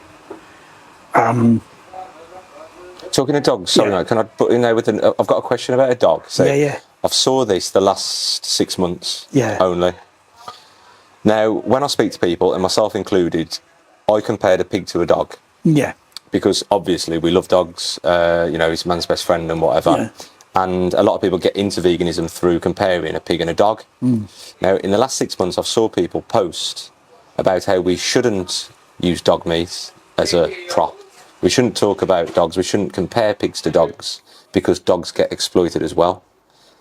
Now, I find that absolutely ridiculous because by using a dog and pig comparison, that's not solving any issue to do with dog exploitation. No. This is aiming at the people who love dogs. I think the thing is, culturally, in this country, most people care about dogs. A huge number of people have dogs in their home. Now, whether that's right, I mean, I don't think dogs should ever have been exploited as so-called pets. And when that happens, I mean, it goes back perhaps thousands of years when humans started the so-called domestication of wolves. All dogs come from wolves. And how that first happened, whether people captured wolves or whether wolves moved in with people because they saw, oh, this is handy, I can get food. Whatever happened, what then happened was those wolves were selectively bred into all different shapes and sizes of dogs in order to facilitate the exploitation of other animals. Because when you look, you know, like people now have dogs as like companions, have them in their home, don't they? For the most part, there are some dogs used in the exploitation of other animals. You've got dogs that are used for hunting. You've got dogs used as retrievers by people that shoot as pointers. You've still got that.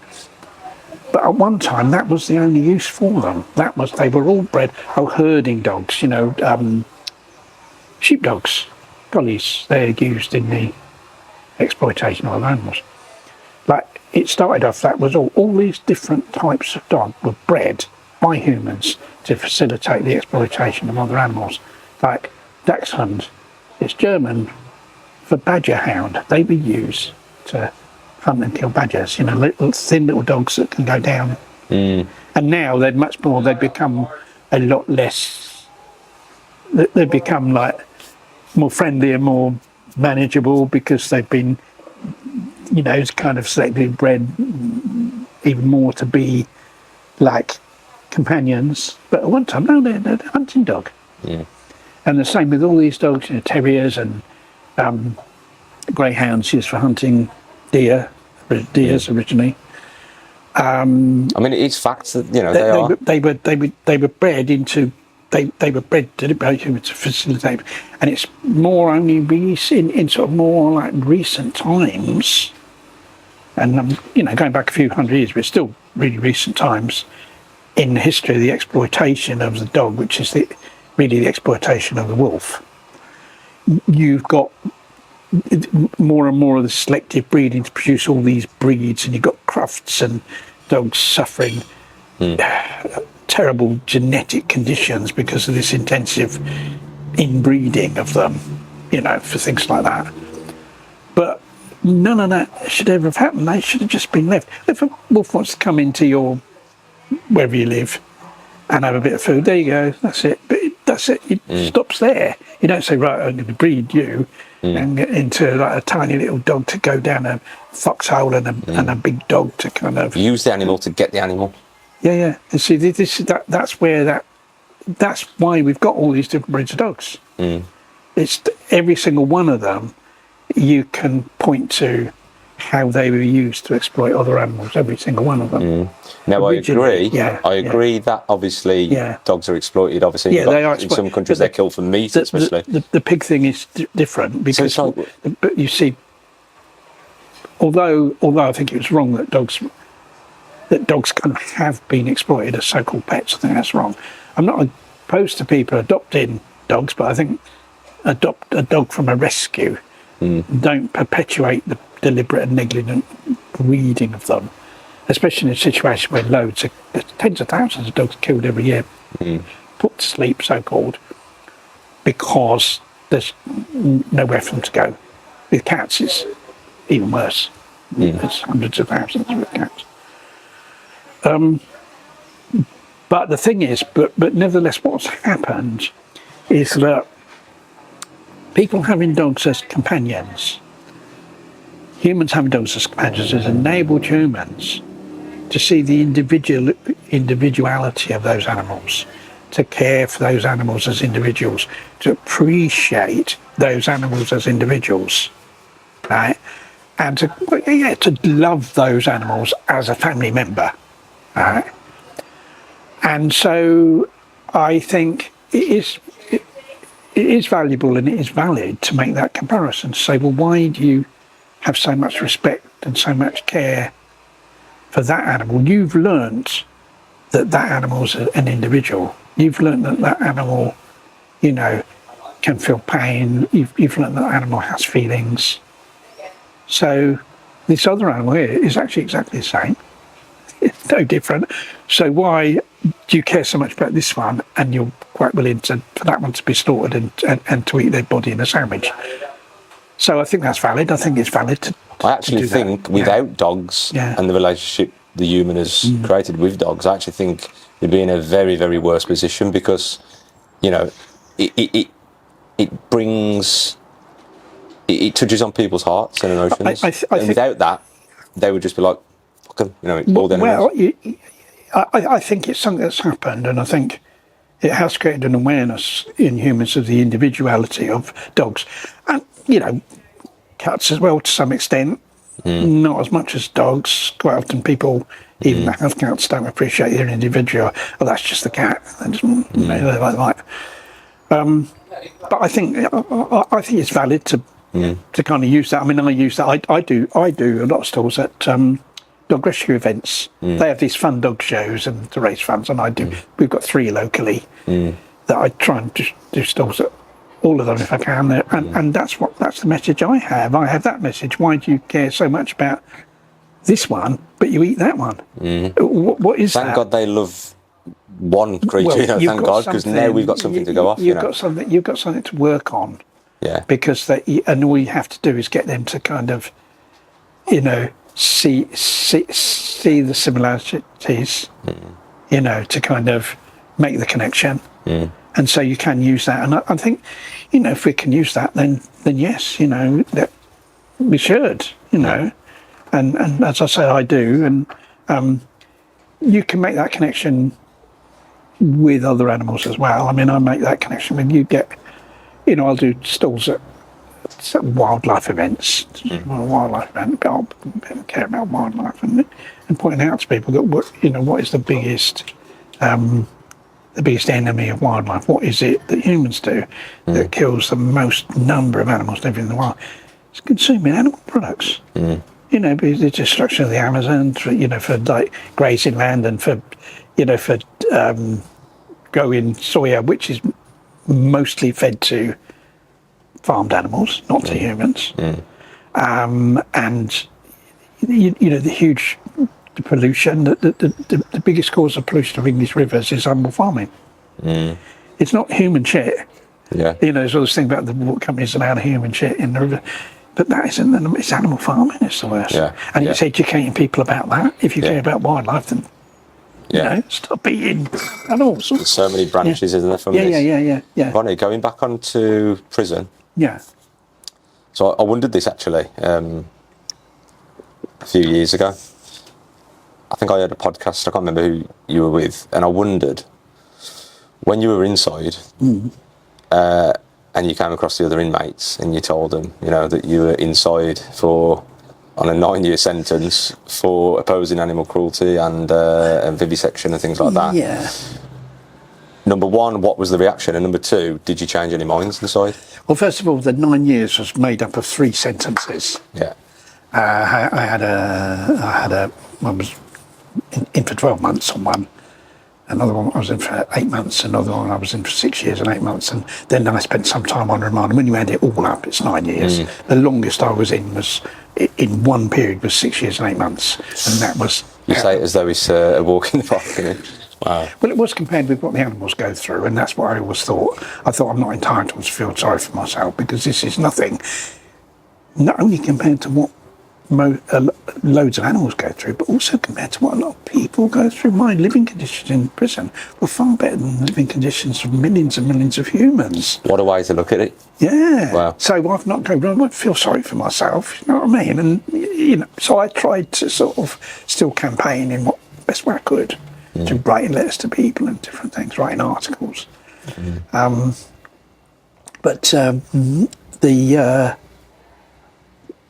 With regard to the other people, what they thought was it was kind of, I mean, I particularly remember there's one sentence where it was, I was involved in rescuing over 100 mice from a place that bred mice for experiments.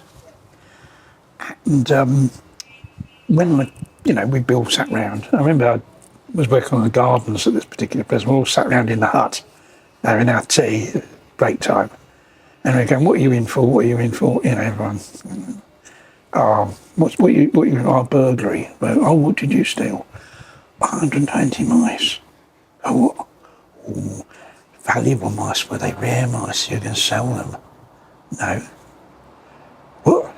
They couldn't understand someone doing, because nearly everyone in jail, they're either in there for like some kind of violence, they've been in a fight or something, or material personal gain. Burglary, robbery, theft. So when it's something that's not that, they don't understand it. I think, what's going on? You did something, it wasn't for personal gain. But when I explained it, there was a lot of sympathy. They go, yeah, fair play, and all of that. They understood. But first of all, they didn't. That's what's not really strange. But one of the really funny things was that they, on my last sentence, because basically what they did in court was they kind of gave everyone ranks, because they, like the police, they're hierarchical, aren't they? They're a hierarchical organisation. And so I think it's kind of difficult for them to think that an organisation can operate in a non-hierarchical way where there's no big leader and everything. And so what they did, and it was also to try to get people the sentences they thought that people should have, they would give everyone ranks. Like there were foot soldiers, and there were like lieutenants, and I was the general. I was the big general of it all, because that's how they sort of, and it wasn't like that.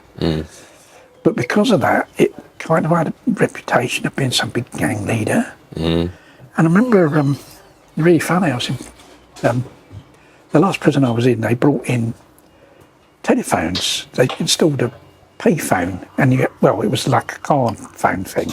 And you had to buy this card, and you were allowed 10 minutes a night to make a phone call. And you had to book it all, your time slot and everything, 10 minutes on the phone. And I would be on the phone every night, phoning family, phoning friends, book a slot every night. And I was walking along the corridor one day, and this bloke came up to me and he said, Ronnie, he said, is it true you can have people killed? And I said to him, where did you find that out? Where did you find that out? I said, don't tell people that. I said, I'm already doing 10 years. I don't want people to find out about that. I said, don't you tell anyone that. Don't go spreading that around. He said, oh no, I won't, Ronnie. I won't. Okay, so. A man like Ronnie Lee deserves 3 different sessions. Anyway, and he said, yeah. So this bloke said to me, he said, back to that, the trolley, the station. So they all think it's the war. I see. They think it's the war here. They have these sort of like 1940s days and that. They all dress up in the old clothes. Yeah. There's no petrol bombs, don't worry. No. So this guy said to me, he said,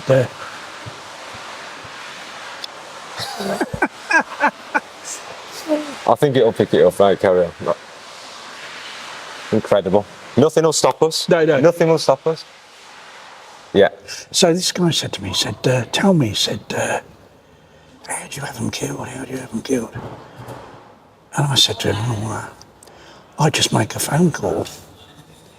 And then he said, is that why you're always on the phone? So they believed, they believed that. So I let them believe it. I thought, well, I'll let them believe it. Of course, yeah. Bit of leverage. Yeah, absolutely. Absolutely. But it's how rumours spread, because, I wasn't bored in prison. I did studying, read books and stuff like that. Of course. Wrote stuff.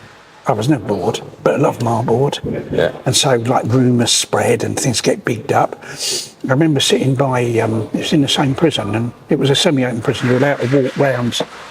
Yeah. Allowed to walk around the grounds of the prison. There's quite a lot of freedom, and I was sat up against the wall of the library. I was sat up against the wall of a library reading a book, and there was a path in front of the library going along, and there was a couple of guys walking, and I don't think they obviously didn't think I could overhear them, and they were talking. And one of them pointed at me, said to the other one, see that little guy there with the glasses? What do you think he's in for? And the other guy said, well, he looks brainy, he got glasses. Did he do a big fraud? Was he involved in that big fraud? Big fraud? The other guy said, no, he's a dangerous little fucker, dangerous little bastard. He's cut a butcher to pieces. He stabbed the butcher right up, cut him right to pieces. The other guy goes, fucking hell, he don't look, fucking hell, he's fucking dangerous. Yeah. So where did that come from? I cut a butcher to pieces. They obviously say, how did that rumour come about? Yeah. I mean, obviously it arises out of being animal rights, but where's that? It's almost like they've gone, well, he can't be in here for just rescuing mice, you know what I mean, or nothing like that. Oh, no, I mean, it must be something else that he's you been get doing, that everything. And I sometimes used to start rumours to find out where it ended up. And it'd come back to me, and it'd been like hugely embellished. Yeah. There's nothing else to do but gossip, is there, I suppose? Nothing else to do but like exaggerate shit. Did you change anyone inside? Yes. Now I've heard, sorry mate, before you go, who was saying this? I can't remember, but I've spoke to someone in the past and they said, because you're locked in there, you can then put yourself into the shoes of the victim who are locked in cages, locked in factory farms, locked in... Yes, and also labs. You're talking to people who've got more time to think about things because they're in jail and time on their hands. And it's very hard to say. I mean, it's similar to outside, you'll have a conversation with someone or you'll give them a leaflet or you do it, and they go away and you don't know whether they've become vegan or not unless you meet them again. Prison's the same. Prison's the same. You don't a lot of people in there you'll have a conversation with and you won't you won't know where that's gone. Yeah. But there was one guy that was on. I was on one prison sentence and started talking to him. And he was adamant that he'd never go vegan. Oh, it's bollocks. I'll never go vegan. We're supposed to eat meat, and no, I don't. And I was talking to him, and in the end, we both had to go to do different things. He said, "All right, I've got to go." I said, "Well, I have to." But he said, "But I'll never go vegan." So off he went. Anyway, when I was back in prison again, I seen him again. He was in the same jail as he was back in jail again for whatever. He came up to me and he said, Ronnie, he said, "How are you?" I said, "All right." He said, "No, back in again, yeah." He said, "Do you remember that conversation we had about veganism? And I didn't agree with you and all that." I said, "Oh yeah." He said 2 weeks after that, he said, "I went vegan." He said, "I thought about what you said and I decided you were right and I'm vegan." Quality. He was still a burglar or whatever, but it's... Yeah, when he gets out, maybe. And I think the key to that is to always be polite to people, even though they might wind you up or make you angry. I'll never go vegan. I could go, "Oh, fuck you then." If I'd said that, he'd never become vegan because he'd have thought, he was a horrible bloke, I'm not going to think about what he said. But because I was still pleasant with him, and we sort of just went our separate ways, I was still pleasant with him, that enabled him to think about what I'd said. If I'd told him to fuck off or something, he normal bloke, normal conversation. He wouldn't have thought about what I'd said. He'd go, "I'm not, what a horrible bloke." So I've kind of retained that because it can be very frustrating sometimes speaking to people, that you think, "Oh, they're an arsehole," you know what I mean? They're coming out with shit and you kind of do feel like, but that always stays in my head to still be polite, whatever they say. Yeah. Because are they going to do what that guy did and think, "Well, hang on a minute, let me think a bit more about that," like he did. The other day, Ronnie, I had a comment and it said, "Yummy pork" or something, "yummy burgers." And I didn't get funny. Usually I'll just say stuff to draw attention. I'll just say anything, man, just to build the engagement. Yeah. And I actually said something pretty polite, and they replied and said, "Sorry for what I said. I watched Dominion yesterday." Yeah. And I said, what did you think, mate? Yeah. And he said, I just want to apologise. There's a lot of things I didn't know. Yeah. I might try this more often, actually, because usually I'm prodding them, Yeah, people don't. You see, but the thing is, people don't know. And a lot of it's from position of ignorance, and they've got these kind of. What they do is they grasp straws because there's a thing in humans, and this is another, like I spoke earlier about this trait in humans for immediate things, immediatism.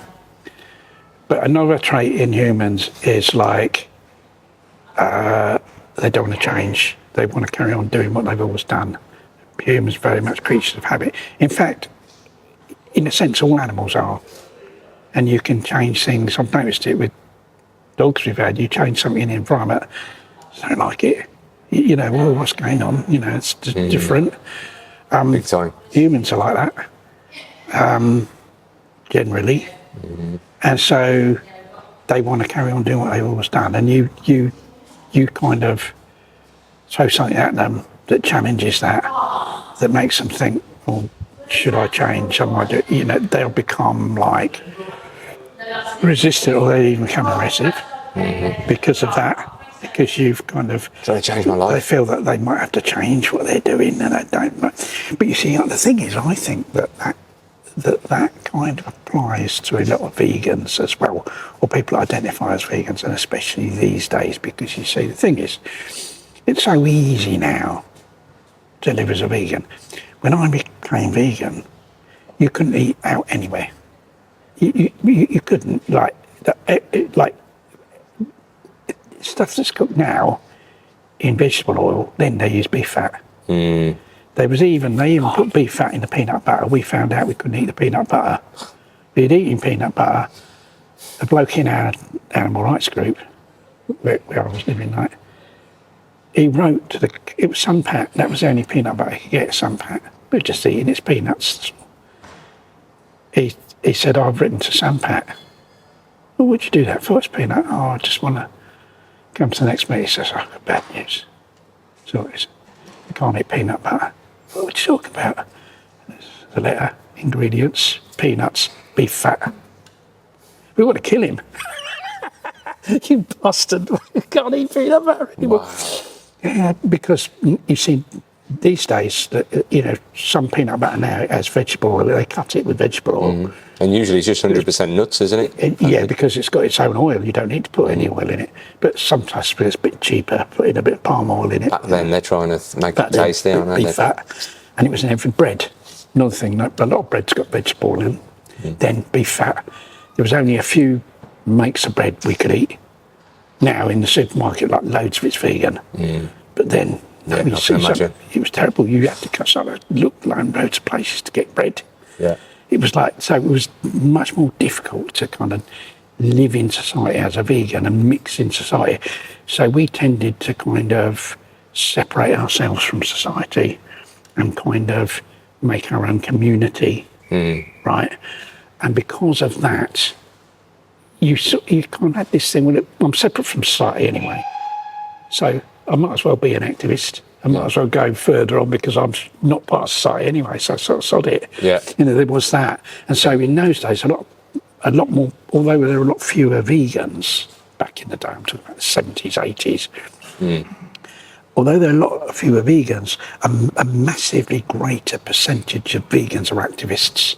I would say probably most vegans were activists in one way or another in those days. Now it's just kind of now it's tiny. Yeah. And I think that the reason is because it's so easy now to live as a vegan and just fit into ordinary society. I mean, you can take your sandwiches to work, no one would know that you weren't eating a chicken sandwich or you can get the stuff, can't you? Yeah. I had a friend that he didn't want his work colleagues to know he was vegan. He was frightened of them pulling his leg and all that. I mean, it wouldn't bother me, but he was.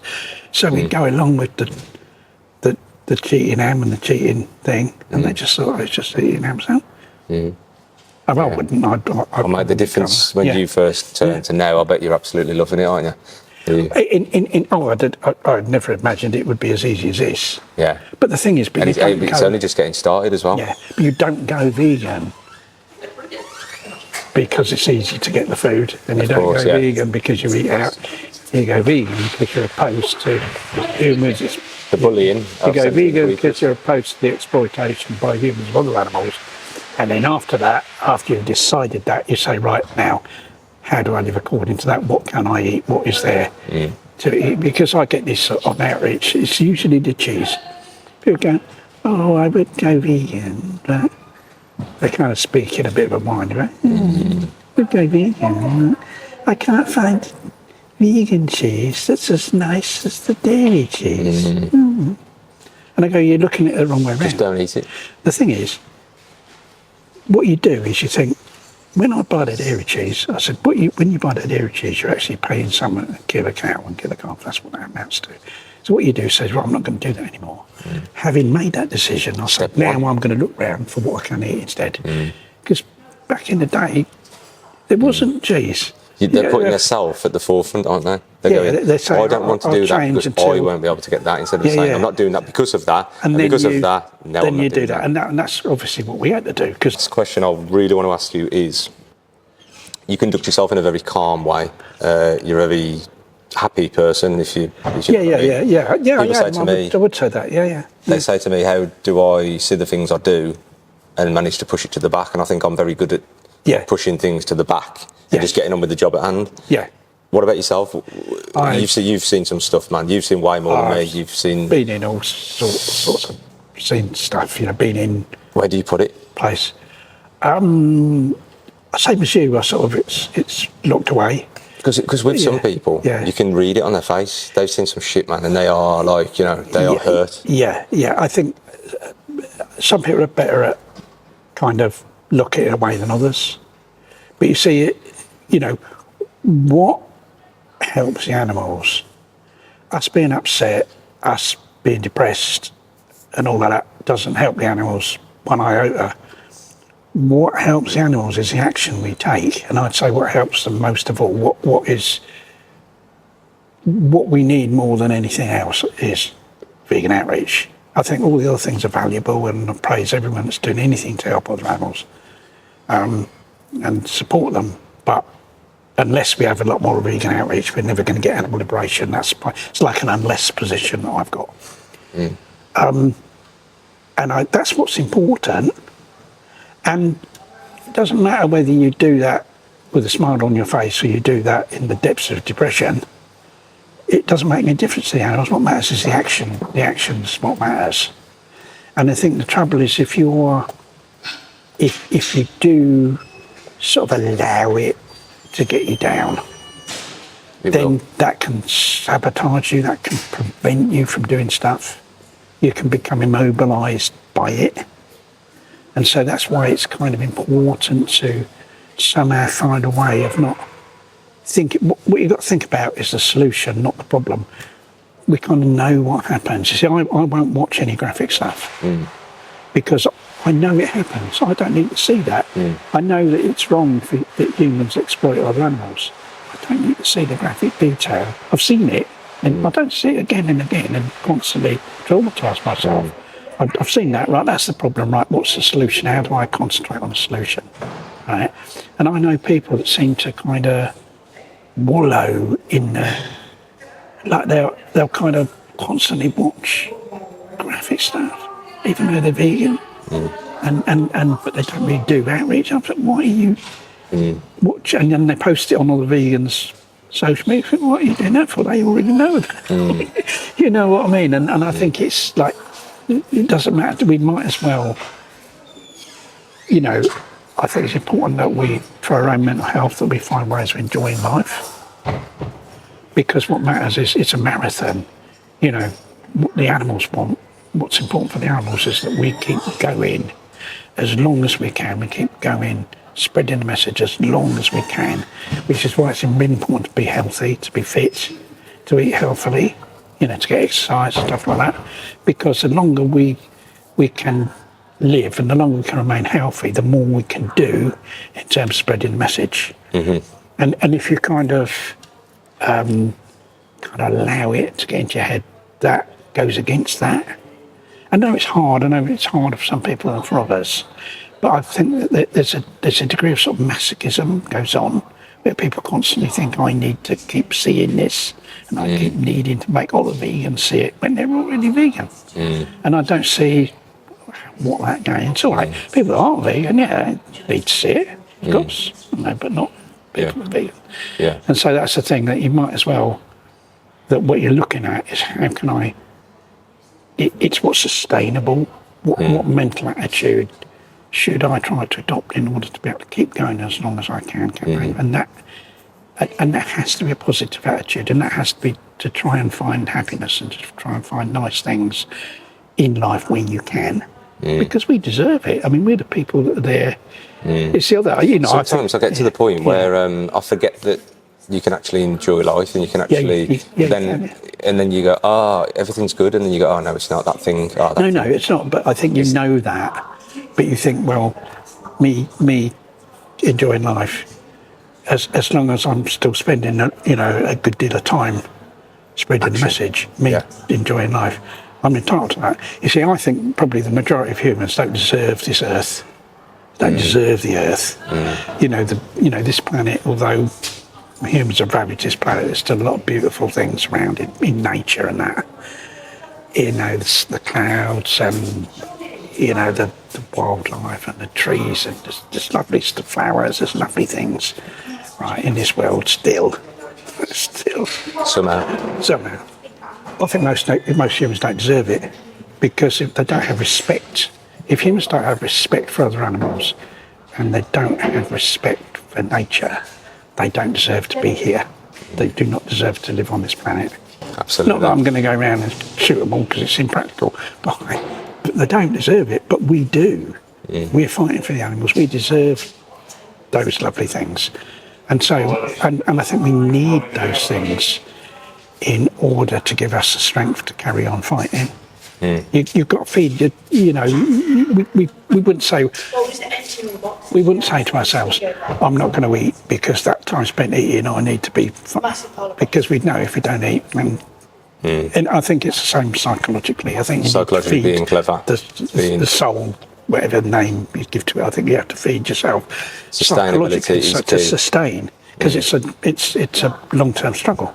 Yeah. You know, as I would know. Yeah. It's impressive, mate. Honestly, it's the one thing that I noticed listening to the podcast, and obviously learned a lot about you, you know, talking the last hour or two, mate. And it's good to see. And like I said, some people, it does get to you, man. And you've obviously found a way to not let it. And it's good to see, mate. It really is. And I think the other thing is that what I've managed to do, and what not everyone I think's managed to do, is like transform my activism in accordance with changes, in accordance with changes in society, and also in accordance with changes in my realisation of things, you know, and which is why that one time I was ALF activist, now I'm focused on vegan outreach, and that I've been able to transition, and not everyone can. People find difficulty with that.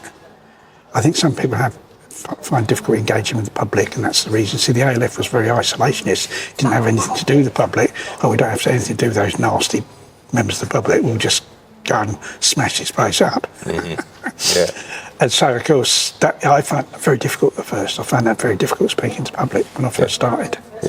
And you get used to it, because you know you kind of have to. And it is key at the end of the day, like you said. And Ronnie, I'll have to go, mate. But it's been It's been an honour to speak to you. Thank you for every catapult. Thank you for every brick, every bomb, every arrest, and every minute you spent in prison. And I'm sure.